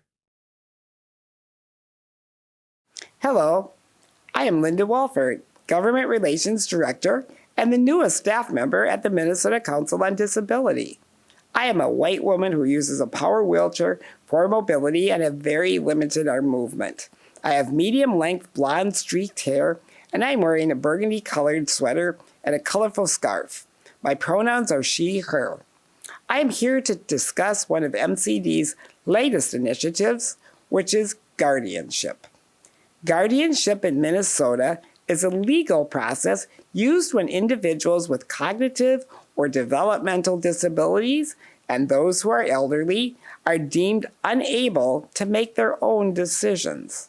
Under this system, a surrogate decision maker is appointed, often resulting in a near total loss of personal autonomy, affecting choices about medical care, living arrangements, and everyday activities. While the law requires that less restrictive alternatives be considered first, in practice, guardianship is frequently overused, especially among individuals with intellectual or developmental disabilities. Testimony collected during legislative hearings about guardianship highlighted that approximately 6% of Minnesota adults experience serious cognitive challenges, with older adults being particularly at risk. With Minnesota's aging population, the number of guardianship cases is expected to rise, placing a further strain on an already overburdened court system. A key alternative discussed is supported decision-making, a framework that provides tailored assistance while preserving an individual's decision-making rights. However, the current lack of reliable data on guardianship cases complicates efforts to evaluate the true scope and cost of the system, as well as the potential benefits of less restrictive approaches. While specific data is hard to track, it is safe to say that Minnesota has one of the, if not the, highest rates of guardianship in the United States. That is why legislation was passed in 2024 to establish a task force on guardianship. Specifically, this task force charged its members with looking at the following 8 topics. 1, find more good guardians and make sure they are paid fairly. 2, figure out long-term funding to pay for guardianships and other support options. 3, look into creating a system to certify or license guardians. 4, create training for guardians. 5, make it easier to report problems with guardians. 6, find ways for people to stay in their communities and make decisions without a full guardianship. 7, ensure that guardianship is only used when necessary. And finally, 8, protect the rights of people under guardianship, including their right to fair treatment. Task force members include people with disabilities or family members of people with disabilities, individuals from state agencies, members of the Minnesota Senate and House of Representatives, attorneys, representatives from nonprofit organizations, individuals currently or previously living under guardianship, judges, professional guardians, social service organizations, elder advocates, and disabled advocates. MCD is partnering with Wilder Research to administer the task force. The Guardianship Task Force had its first meeting on February 26th with 21 task force members present, 7 MCD Wilder Research staff, and 7 members of the public. The Guardianship Task Force will operate with 3 subcommittees. 1, Least Restrictive Options Subcommittee, focusing on expectation for judges, attorneys, social workers, education professionals, healthcare professionals, and others in identifying and implementing the least restrictive option. 2, Self-Direction Subcommittee, focusing on the options a person and their trusted supporters can exercise to change or end guardianship or alternatives, including the support or follow-up they can expect from providers and administrators. 3, Guardians and Supporters Subcommittee, focusing on training for guardians and supporters, professional certification and licensure processes, pay, reimbursement recommendations, and recruitment opportunities and strategies. After this first meeting, we asked participants what they hoped the task force will accomplish. Here are 3 direct quotes from participants. 1, quote, "Of course, the least restrictive option that an individual can succeed with is so important. Second is helping the parents, and third is the professionals out there. What can we do to assist them and so they are protected, as well as get the proper training," unquote. 2, quote, "I want the task force to identify concrete changes that can be made to the structure of guardianship and our systems. Policy language can change, but that doesn't trickle down to material changes. I hope the task force is concrete about what we need to change and plans for how that can happen.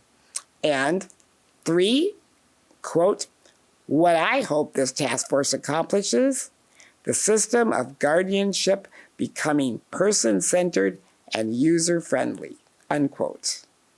In summary, the Guardianship Task Force is urged to invest in better data collection and to promote supported decision-making as a viable alternative, ensuring that guardianship is reserved only for cases where it is absolutely necessary. This approach will not only protect individual rights, but also relieves pressure on our judicial and care systems. This task force is a great example of how people's voices about a particular situation can be heard, and instead of just talking about the issue, action is actually being taken. Thanks so much to many advocates who spoke out and to the legislators who listened and created this task force. We are encouraging continued input as we develop suggestions that aim to make the guardianship system in Minnesota better for everyone. To learn about task force membership and make either voicemail or email comments, please visit MCD's website and look for the Guardianship Task Force section. Task force meetings are open meetings. The schedule for meetings and how to be involved are also listed on that website. People who want to attend meetings are encouraged to do so through the virtual option. Please stay informed about the Guardianship Task Force by following the Minnesota Council on Disabilities website at disability.state.mn.us. Thank you and have a great day. Welcome Nikki Villavicencio, MCD Council Chair, and David Dively, MCD Executive Director. Hello, everyone. I am Nikki Villavicencio. I use she, her, sha pronouns, and I have the pleasure and honor of being the chairperson of the Minnesota Council on Disability. I am a disabled Filipinx, and I have long brown hair, green eyes, and glasses. Today I am wearing a black shirt. Our council members participate in a lot of activities, including disability and community events like conferences or outreach opportunities on behalf of the agency. We speak to legislators and often testify at legislative hearings. Council members are connectors between our local communities, the agency staff, and the legislature. We advocate for our community's needs, and we ensure our voices are heard. I am passionate about a lot of different disability rights issues, including being a disabled parent. Being on the council helps me to make change and influence our systems in Minnesota. The council only has so many staff, so when council members support the agency's activities by bringing the perspective of our local community, it's a good partnership, and it really expands our capacity to do the work. Now, I'd like to turn it over to our Executive Director, David Dively. Thanks, Nikki. Hello, I'm David Dively, the Executive Director of the Minnesota Council on Disability. I'm a bald white man wearing a blue polo with the MCD logo. I'd like to share with you a brief overview of our work and how our staff, together with our governing council, drives our mission forward. At the core of our agency is a commitment to ensuring that every Minnesotan with a disability can live with dignity, independence, and full inclusion in all aspects of community life. We do this through advocating for public policy and offering technical assistance in a variety of areas, from accessible public spaces to disability parking to voting, to give state agencies, legislators, and our local communities the tools they need to break down barriers to accessibility. Our many successes result from the combined dedication of agency staff and our governing council. The council brings together experts from across Minnesota. Their diverse perspectives are invaluable, and they play an important role in shaping resources and policy recommendations that are technically sound and reflect the real-world experience of Minnesotans. I see firsthand how this partnership fosters innovation and responsiveness. Whether it's addressing current challenges or refining long-term strategy, this collaborative work is essential for finding solutions that genuinely improve the lives of people with disabilities across our state.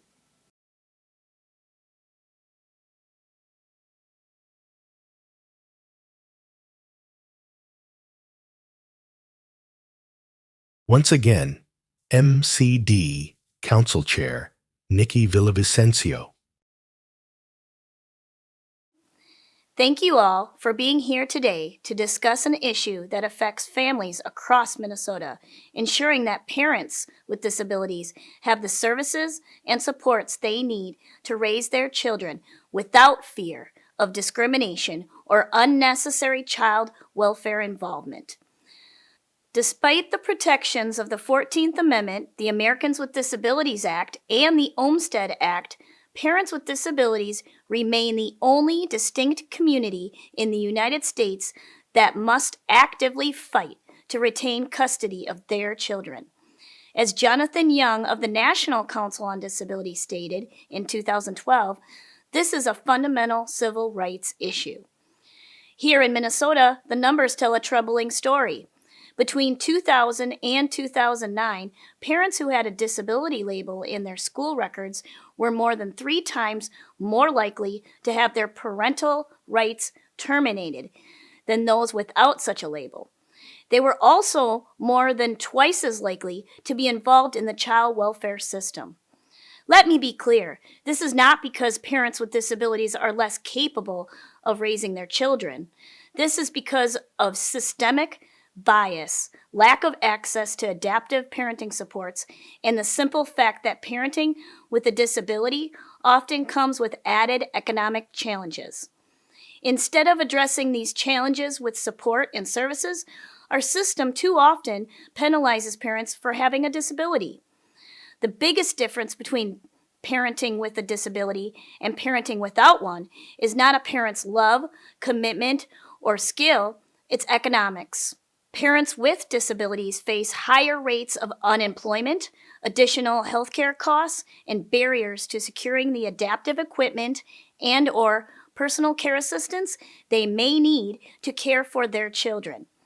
If we provide these supports, just as we do for other parents facing economic hardships, we can prevent unnecessary family separations.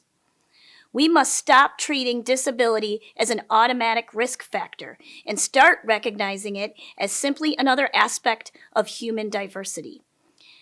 Thanks to the Minnesota legislature's commitment to disability justice, we now have a system that prioritizes support over separation.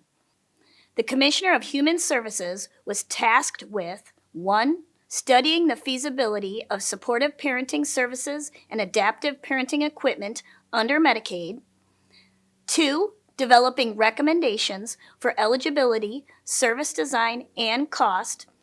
3. Providing a legislative framework for ensuring these services become reality. And now we are seeing the real impact of that legislation. With over 60 families so far accessing these services, children who might have been placed in foster care are instead growing up with their parents in their own homes with the support they need. Minnesota's success is not just a victory for our state, it's a model for the entire country. Other states have passed similar laws, but few have implemented services as effectively as we have. Our next step is to ensure this pilot program becomes a permanent, fully funded initiative. We have proven that these services work. Now we must expand them so that every parent who needs support can access it.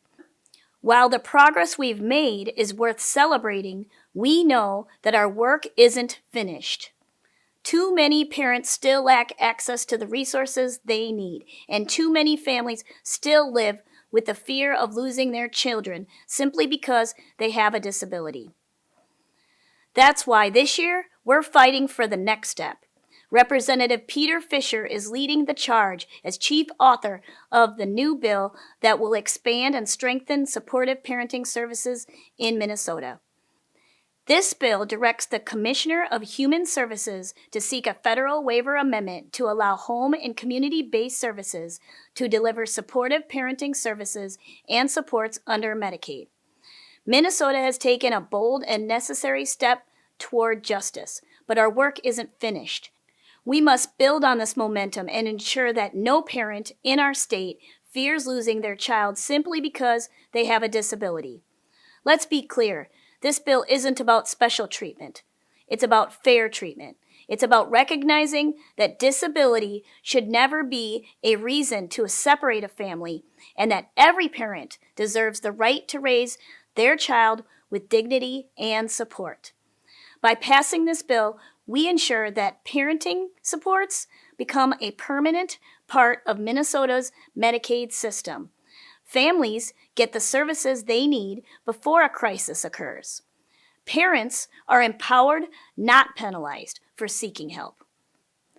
This bill is a game changer, but it won't pass without your voices. We need to keep the momentum going. Here's how you can help. 1, call or email your legislators. Tell them why this bill matters. Tell them that families deserve support, not separation. 2, share your stories. If you or someone you know has benefited from these services, let the world know how they make a difference. 3, show up and advocate. Attend hearings, write letters, and make sure our leaders know that this issue isn't going away. Minnesota has already set an example for the nation by recognizing and supporting parents with disabilities. But the fight isn't just about one bill or one program. It's about changing the way we think about disability and parenting altogether. We have the opportunity to create a future where every parent, regardless of ability, has the support they need to raise their child. A future where fear of discrimination is replaced with the promise of inclusion and empowerment. Let's get this bill passed. Let's continue the fight. And let's make sure that every family in Minnesota has the chance to stay together, thrive, and succeed. Thank you. Now I'd like to turn things over to some of our other council members so they can tell you more about the things they are working on.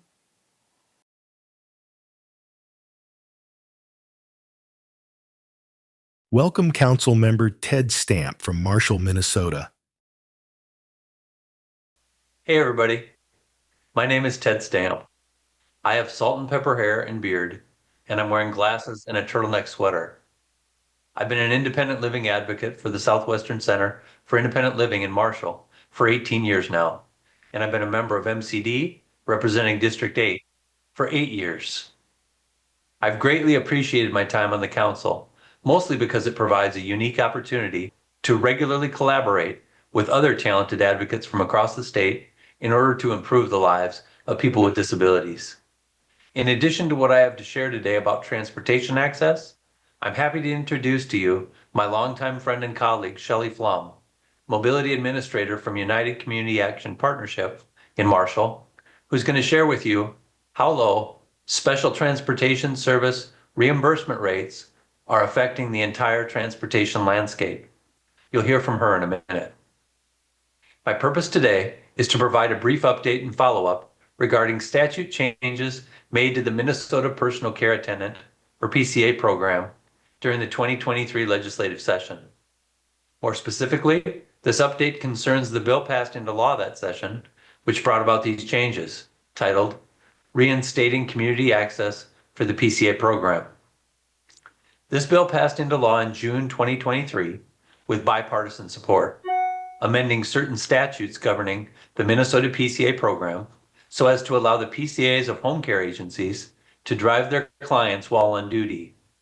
This bill received its federal approval that November, and it officially became effective as Minnesota law the first week of February 2024.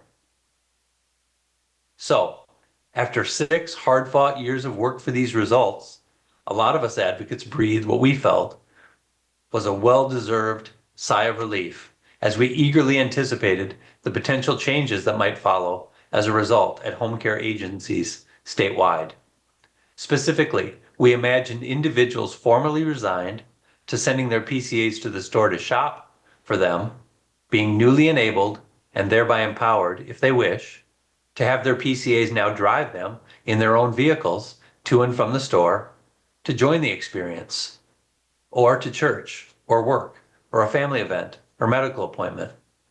Not only that, this important change would thereby simultaneously relieve some of the burden on our congested statewide transportation system, especially more rural areas where transportation options are already very limited, especially during evenings and on weekends.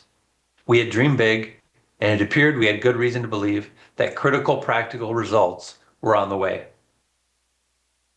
Unfortunately, however, after nearly a year since this bill became effective as Minnesota law, the disheartening reality is that even this necessary change in statute language has not proven sufficient to enable the outcomes for which we all hoped and fought. Although it's uncertain at this point to what extent this is true statewide, it's already become clear from the limited feedback some of us have received that there is a general reluctance among home care providers to implement policies allowing PCAs to drive their clients while on duty. This isn't because they disagree with the intention of this new change in law.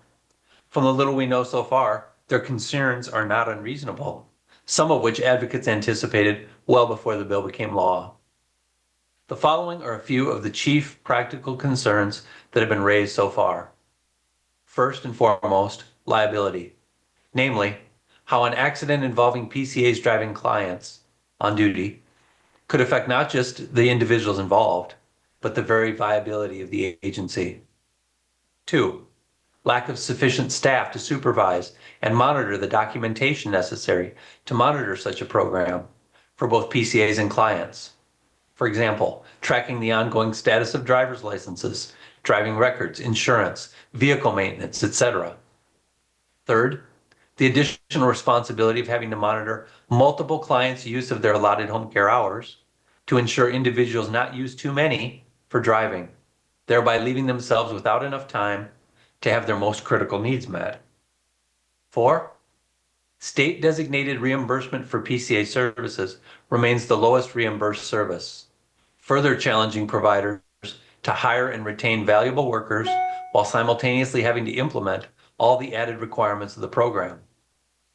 And finally, on top of everything else, 5, the additional challenge agencies are now facing in being mandated to transition from the traditional PCA program to the Consumer First Services and Supports, or CFSS program, which, though a temporary phase, is already proving both formidable and time-consuming. Whatever you may think about concerns like these, all of which require and deserve further scrutiny and discussion, the fact is each one is a real and substantial obstacle currently standing in the way of on-duty PCAs being allowed to drive their clients, despite state law being on their side. Therefore, each of these issues needs to be addressed if change is going to happen in this respect. Perhaps more importantly, I think it's vital to our success moving forward to once again remind my fellow advocates of what they likely already know, that home care agencies are not against us. They are in fact for us. In the face of unprecedented staffing shortages and a rapidly aging population needing care, they are battling the best they can just to keep their clients, including many of us, out of nursing homes. So we mustn't blame them or think of them as part of the problem, but must rather seek to dialogue with them as partners as we pursue viable solutions to these barriers. I wish I had better news, friends, but this is where things presently stand in this regard. So, we need to regroup and rethink our strategy on this one.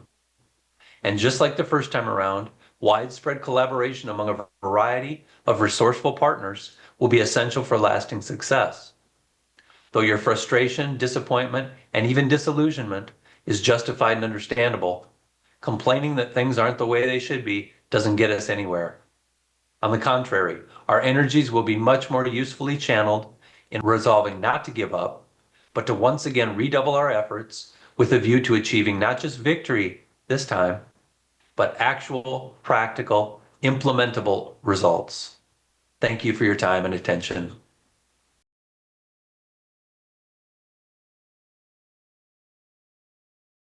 Welcome Advocate Shelley Flom from Marshall, Minnesota.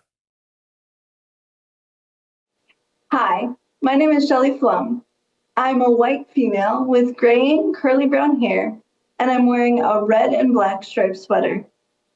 I'm the Mobility Administrator and the lead staff for the Regional Transportation Coordinating Council at United Community Action Partnership in Southwest Minnesota. I've worked in transportation for almost 17 years. A big part of what I do is help people find transportation, and I'm honored to speak to you today about the effects inadequate reimbursement rates are having on transportation access. I'll apologize in advance because I know I won't touch on everything or answer every question. Let me start by giving you a little bit of background. Reimbursement rates for the Department of Human Services to non-emergency medical transportation providers are set in statute. There have been no changes to these rates in 10 years. Yet, in those 10 years, the cost of everything has increased exponentially. Since DHS reimburses only for miles with a person in the vehicle, we call these loaded miles, the problem is felt acutely by providers in rural areas. For example, if the closest driver is 35 miles from a passenger who has a 4-hour appointment, there are at least 70 vehicle miles and 5 hours of staff time that are not billable for that trip. No matter if the passenger's appointment is 30 miles from their home or 3 miles, the loaded mileage plus a minimal standard pickup fee is what the provider receives to cover the cost of that trip. This creates an especially big problem for special transportation services, known in the transportation world as STS. STS provides specialized door-through-door services to people whose needs cannot be met through other forms of transportation. Typically, people who use wheelchairs or need to be transported on a stretcher. Efforts to increase these rates have been brought forth unsuccessfully every year. The most recent effort came in January of 2023 with the introduction of House File 435 and its companion bill, Senate File 316. These bills seek a roughly $1 per mile increase, which is equivalent to 10 cents per year. There has been little movement since the bill's introductions. In the meantime, many people are struggling to get where they need to be. Wheelchair accessible transportation has always been the thing most people need help finding. Over the last several years, this need has increased. Providers across the state have shut down or significantly reduced their service area in an attempt to avoid shutting down. Others have simply cut ties with DHS. This has left many people, including some with regular need for dialysis, scrambling for alternatives. But what we need isn't necessarily alternatives if we adequately support the resources currently available. It's true that not every need for transportation is covered by DHS, but especially in rural Minnesota, the consistency of need for DHS transportation may be enough to ensure providers can stay in the area to meet other needs. There isn't a single form of transportation that can meet every need, but when every form of transportation is there to do its part, everyone benefits.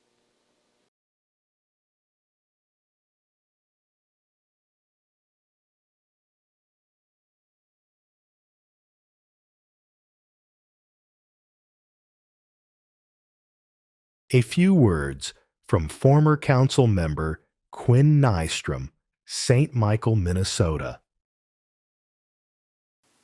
Hello, my name is Quinn Nystrom. I'm a white female with long blonde hair, and my pronouns are she, her. I'm currently wearing a black turtleneck with a green dress, and I'm holding an insulin vial.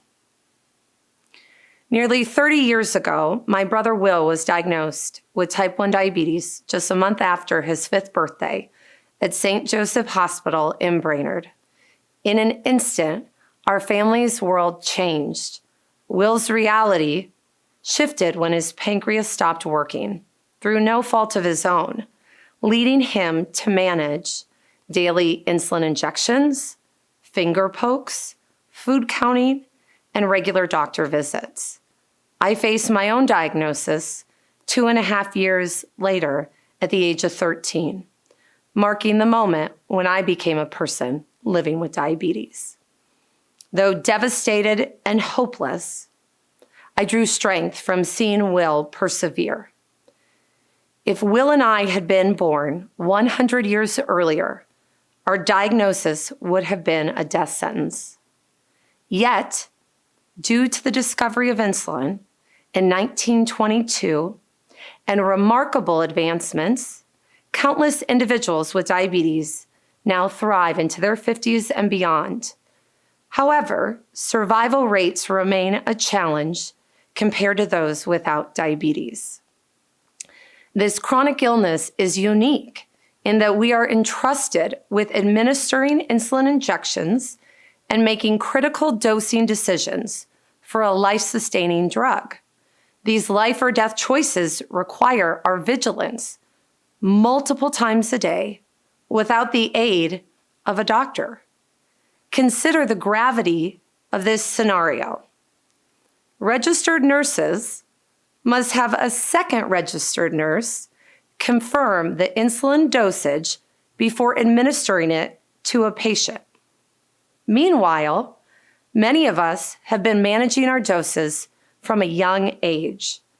A single drop, more or less, of insulin can alter our fate. The margin for error is razor thin. On top of this, we carry the mental burden of constant stress, anxiety, and emotional strain inherent in managing this chronic disease. It is a relentless 24/7 responsibility, monitoring blood sugar levels, adjusting insulin doses, adhering to dietary restrictions, and grappling with the persistent fear of complications like hypoglycemia. This can lead to feelings of overwhelming burnout and depression, directly impacting our quality of life, even when our blood sugar levels are well managed.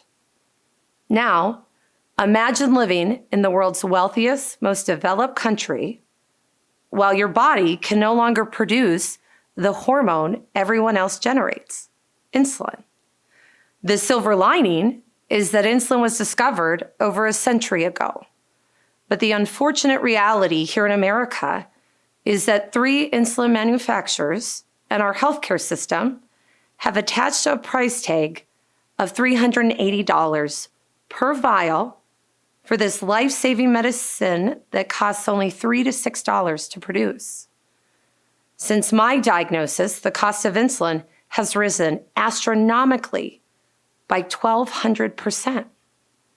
This stark reality places a price tag on the lives of my brother, myself, and the other 399,700 Minnesotans, roughly 9% of our state population, who also live with diabetes. Insulin is not optional. It is our lifeline and our life support. Each year, approximately 26,200 people in our state receive this new diagnosis. In our state, we are leading the way with groundbreaking legislation to protect individuals with diabetes. I am grateful for these significant wins, even as they represent stepping stones towards more lasting solutions for the healthcare challenges faced by many in the Minnesota disability community. Our diabetes advocates fought tirelessly leading to the passage of the Alex Smith Emergency Insulin Act in the summer of 2020, which established the Insulin Safety Net program, named in honor of Alex Smith, who tragically lost his life after rationing insulin because he couldn't afford the price tag. This new law allows any Minnesotan to walk into a pharmacy, complete a simple one-page application, and receive an urgent 30-day supply of insulin on the spot for a $35 copay. Then there's a continuing need program that mandates that insulin manufacturers provide insulin to eligible individuals for up to 1 year, with the possibility of annual renewal at a copay of no more than $50 for each 90-day supply. In its first year alone, over 1,100 Minnesotans seized this opportunity. I know I was one of them. I utilized this life-saving program, and it made an incredible difference in my life. Despite a lawsuit filed by pharmaceutical companies the night before the law took effect, attempting to derail our progress, our fight continues. This is why we must rally our legislative leaders to ensure this essential law persists, emphasizing that we prioritize humanity over pure profit. Last year, we celebrated another monumental piece of legislation that was passed, and it's a law that just took effect on January 1st, that all state health plans can no longer impose copays exceeding $25 for a 1-month supply of prescription drugs for chronic diseases.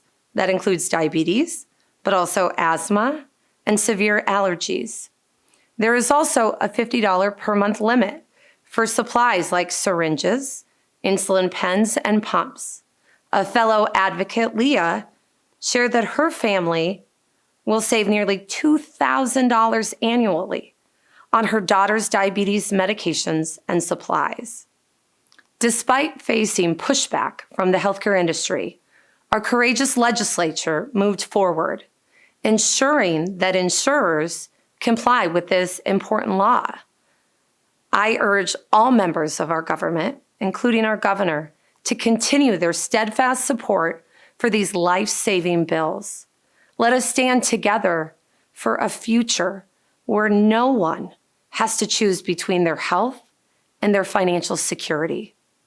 Together, we can create change and inspire hope. Welcome Council Member Rod Woodlick from Excelsior, Minnesota. Honored guests, advocates, and legislators, thank you for giving me the opportunity to speak with you today. My name is Rob Woodlick. I'm a white guy wearing glasses and a red and blue checkered shirt. I'm sitting in a powered wheelchair. I am an entrepreneur, an engineer, a community leader, and a quadriplegic from a spinal cord injury. I'm also deeply committed to advocating for disability policies because they are the daily realities that we in the disability community face every day. These policies make the difference between living a successful life, a sustainable life, and staying alive or not for our community. Often, we find that common sense solutions are within reach, yet the system designed to help us remains imperfect and continuously changes. Today, I want to highlight some of the most pressing issues affecting myself and our community. First, medical assistance for employed persons with disabilities, also known as MAEPD.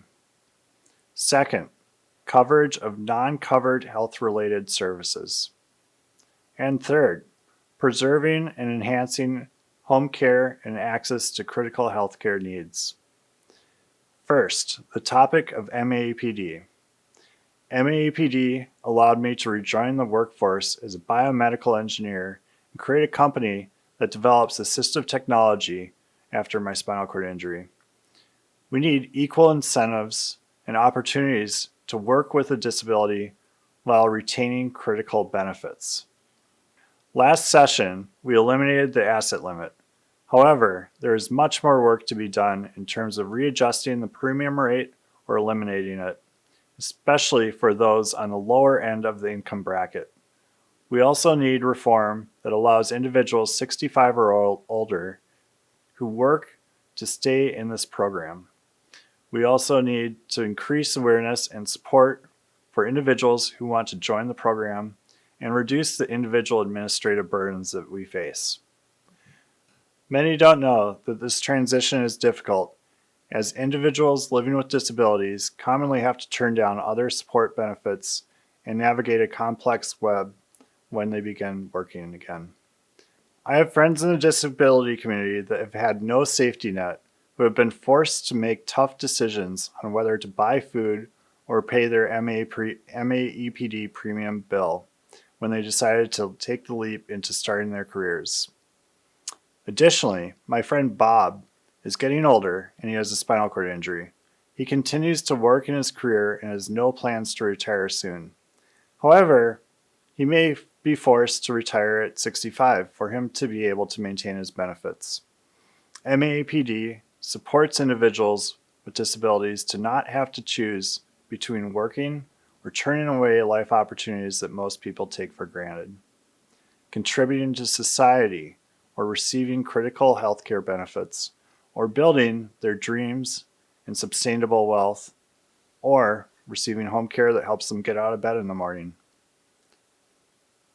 Next, let's discuss coverage for non-covered healthcare services, such as adaptive fitness.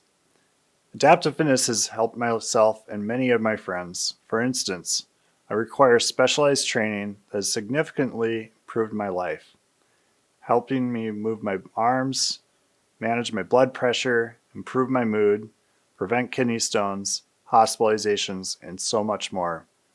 New therapies and treatments like transcutaneous spinal cord stimulation offer promising functional benefits for individuals living with spinal cord injuries. Additionally, proper inpatient rehabilitation and education are critical. However, many individuals are discharged early without adequate preparation or resources. To address these needs, we need mandated coverage for adaptive fitness for individuals living with disabilities, better support for individuals in inpatient rehabilitation settings, education, and services for them to help transfer back to community living, especially for those who are experiencing a transition in their health that impacts their way of life. I recently heard of a young woman who was tragically injured in a car accident and suffered a permanent spinal cord injury, making her dependent on a wheelchair and much more. She only had 3 weeks of inpatient care before the insurance company and Medicaid cut her off and sent her home. Think about this. This doesn't allow individuals to build a ramp to access their homes, mentally cope, and readjust for the new life ahead of them, learn many complex health-related skills, or how to even take care of themselves. It doesn't allow for individuals to get proper equipment and become medically stable. This puts so many individuals in dangerous situations away from critical healthcare access and commonly leads to more severe healthcare consequences and rehospitalizations, compounding medical expenses and complications down the road. Finally, and most importantly, we need to preserve essential healthcare services for individuals living with disabilities. This is critical for my well-being and many, many others. This is a choice that we must make together. Ask yourself, what are American values? What are Minnesotan values? And what are your values? We have a societal choice that we must face. We can either cherish and preserve a community that supports and takes care of one another, especially those in the greatest of need, or succumb to self-centered instincts, where we only look out for ourselves and take advantage and neglect our most vulnerable people. We understand the need for fiscal responsibility, but at what point do we decide to abandon humanity and our values?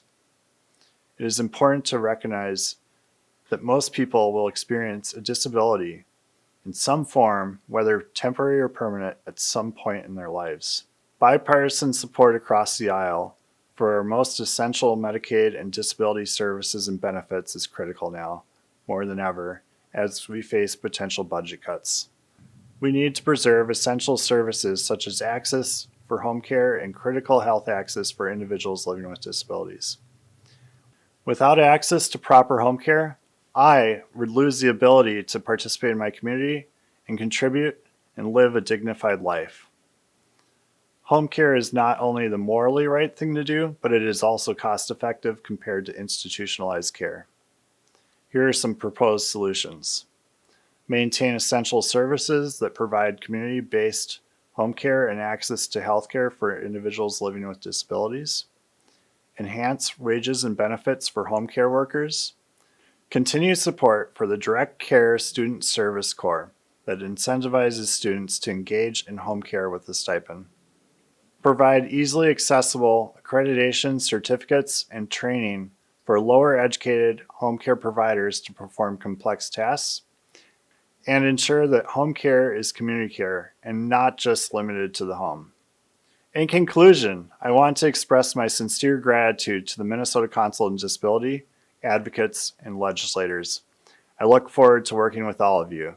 It takes all of us to help each other. We need our elected leaders to understand our stories, struggles, and to be seen. I encourage each and every one of you to reach out and meet directly with your elected officials, especially if you have a disability and an issue. Your voice is needed now. Without community representation and communication, your issues will go unheard. Thank you.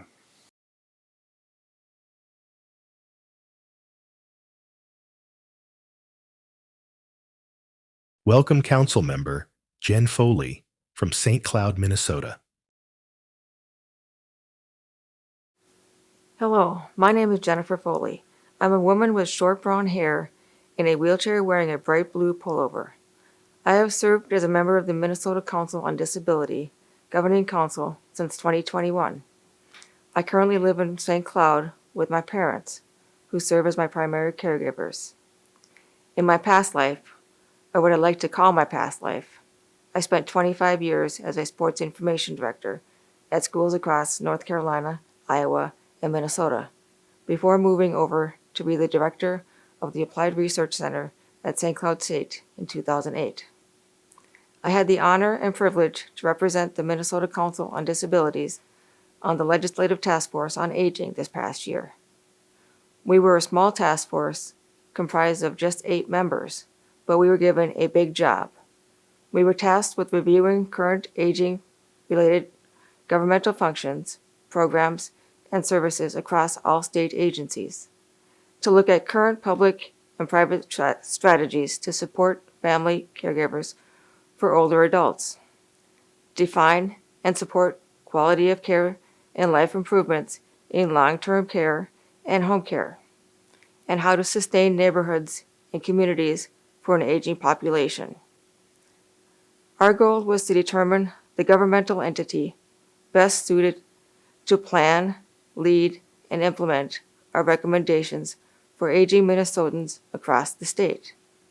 And most importantly, we needed to ensure that all aging-related state policies are inclusive of race, gender, ethnicity, culture, sexual orientation, abilities, and other characteristics that reflect the full population of the state of Minnesota. Over the course of 16 months, the task force held 20 public hearings on a wide range of topics affecting Minnesota's aging population, and at every step, I made sure that the disability voice was heard. As a numbers nerd, at our very first meeting, we learned a fun fact from the state demographer. In 2024, Minnesota hit 2 milestones. First, the number of adults living in the state of Minnesota over the age of 65 topped 1 million for the first time ever. But more interesting to me is that there are now more Minnesotans over the age of 65 than kids in school, kids K through 12. By 2030, that number over 65 will grow to 1.16 million and stay at that level through 2050. And that is why this task force was so important to me. I will be one of those 1.16 million by 2030. And with a disability, it was important to have a voice at the table. Another number that is important. There are 307,000 older adults who currently live with a disability in Minnesota, not to mention those that will age into that category. And I was representing them all. We heard testimony that impact health and aging in community from different agencies and researchers, both public and private. We held presentations on healthcare, caregiving, transportation services, housing, nutrition programs, care providers, social programs, financial security, older adults in the workplace, just to name a few. And that is just naming a few. We had presentations on built environments, whether aging at home, a long-term care facility, or a senior living community. Additionally, the task force invited representatives from Pennsylvania and Colorado to present on their aging-related government structures and planning processes. Pennsylvania's Department of Aging was well established and has been in existence since 1979, while Colorado's was much like Minnesota, realizing they had an aging population and needed to adjust to that reality. At every meeting, members of the public were invited and even encouraged to speak to offer their concerns and suggestions. To me, that was the most impactful and informative part of each meeting.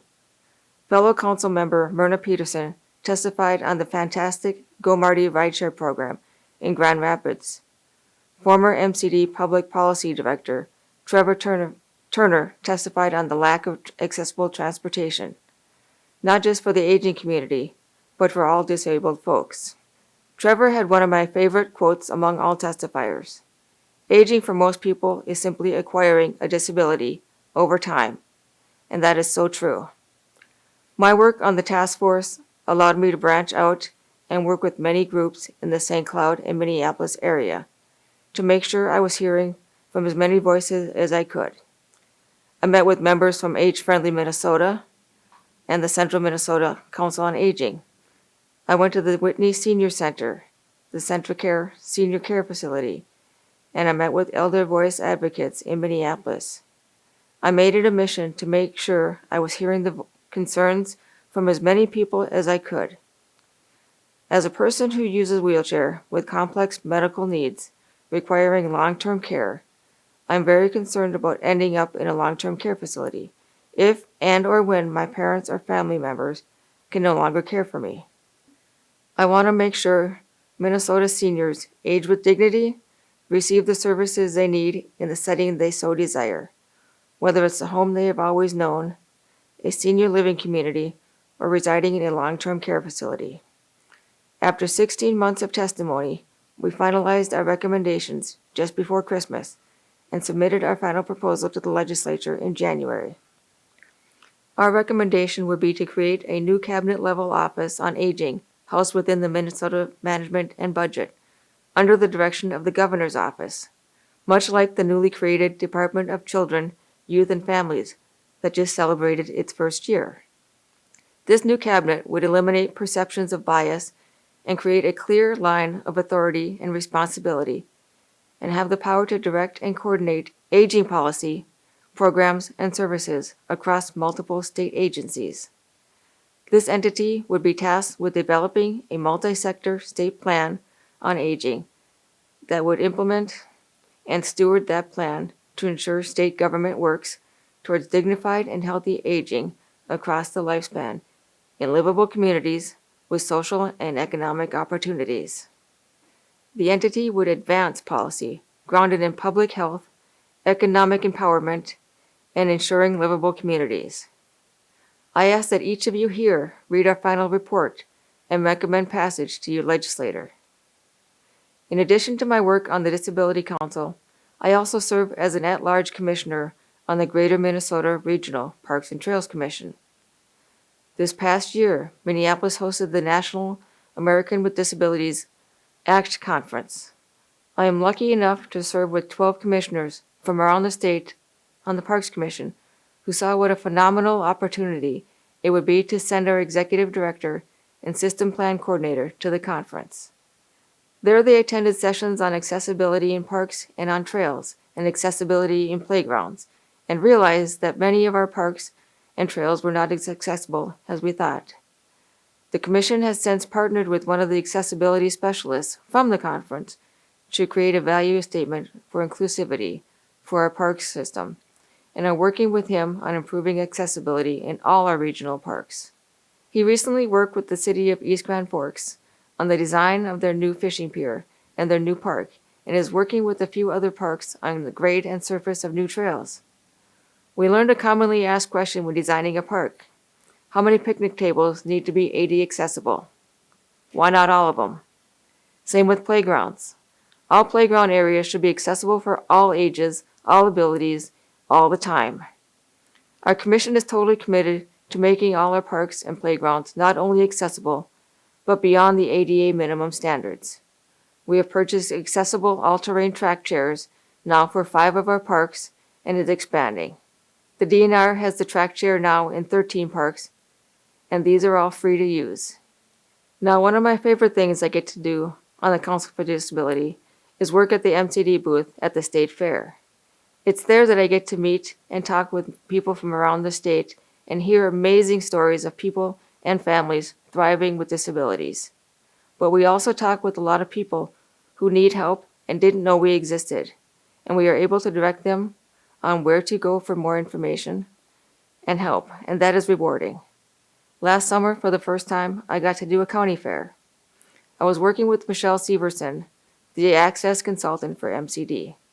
We had a little downtime after getting set up, so we went over and toured one of the area parks that was listed as being a fully accessible playground. While I was there in my chair, there was little I could access, so I could only imagine a kid in a chair was not going to be able to use many of the cool things in the playground. Michelle now has been working to create a master list of all accessible, inclusive playgrounds in the state of Minnesota. She probably has one of the most complete lists in the state. You should ask her to see it sometime. For me, it has been exciting to see the overlap of my 2 board and commission assignments. I find that working on the various commissions challenging and rewarding. It is truly an honor to serve with the many other members of the Council on Disability. I can tell you that working with them and the MCD staff, Minnesotans will find no better advocates for the disabled. They truly care and are there to help. Thank you.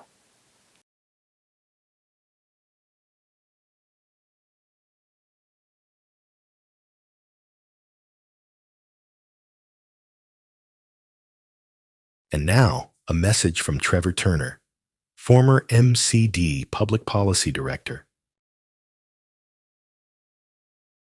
Hello, Minnesota. My name is Trevor Turner, and I'm a white male wearing a blue sweater and a tie. I'm the former Public Policy Director for the Minnesota Council on Disability. It was an incredible honor to serve Minnesotans with disabilities for the past 4.5 years. As many of you may know, prior to my time with MCD, I worked in international development, serving people with disabilities in diverse communities around the globe. I now have the opportunity to go back to that work advocating for hearing healthcare for people with hearing loss, like me, all around the world. But I have to say, it is a bittersweet feeling, going back to the work I love, but leaving the incredible work I have done with the disability community in Minnesota. While I'm continuing to be an advocate for people with disabilities, working in state government holds a very special place in my heart. The biggest lesson that I have learned, and something I want to talk about, that has been at the core of my work at MCD, is the importance of people with disabilities serving in government, shaping the policies that affect all of our lives. When I first assumed this role, I knew that disability advocacy in government wasn't just important, it was essential. Policies are being written every day that impact our access to healthcare, education, employment, transportation, and community living. And too often, these decisions are made without any Minnesotans with disabilities in the room. That's why I've been so passionate about this work, because when people with disabilities lead, when we serve in government, when we advocate, we change the conversation.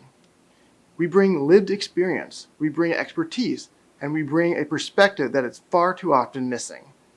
It is not enough for the experiences of people with disabilities to be acknowledged by state leaders. We need a seat at the governing table. I know that government work, whether in advocacy, public service, or policy, can sometimes feel intimidating. Many of us grow up in a world that tells us we don't belong in these spaces, that leadership is for someone else. But I'm here to tell you, we not only belong, we should lead. Not only is leadership from public servants with disabilities good for this disability community, it benefits everyone. The unique perspective of empathy, adversity, and compassion that so many people with disabilities have makes for incredible and effective government leaders. And there are so many ways to get involved in government. Maybe you want to work in a state agency, advising on policy or pushing for better laws. Maybe you want to serve on a local commission, helping your city or county make decisions that include the disability community. Maybe you want to run for office yourself. Or maybe your role is showing up at the Capitol, testifying, telling your story, making sure our elected officials hear directly from the people their decisions impact. Whatever way you can serve in government, do it. Rise up, speak out, and lead. Because your experience is powerful. And when we show up, we don't just advocate for ourselves, we make things better for the entire state. I've seen firsthand how change happens. I've seen bills passed because people with disabilities showed up and demanded action. I've seen policy shifts because we made it clear that access, equity, and inclusion are non-negotiable. As a community, we always say, nothing about us without us. But perhaps it's time to start saying, if it's about us, it's led by us. So I want to end by saying thank you. Thank you to my colleagues at MCD, to the disability advocates, elected officials, and to every person who's ever written an email, made a call, testified at a hearing, or simply spoken up for what's right. Your work matters so much to me. And let's make sure that every space, every decision-making table, every policy discussion about us is led by us. Thank you.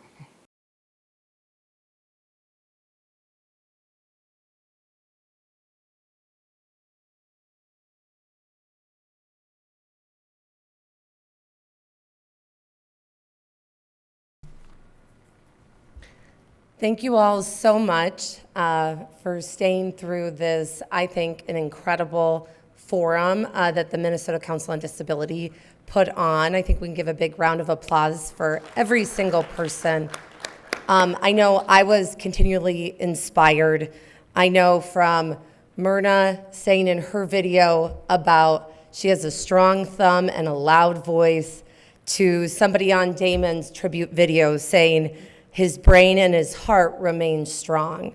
I know myself as a little kid, when I was diagnosed with diabetes, I thought, well, I'm just a small town kid. What could I really do to impact this issue?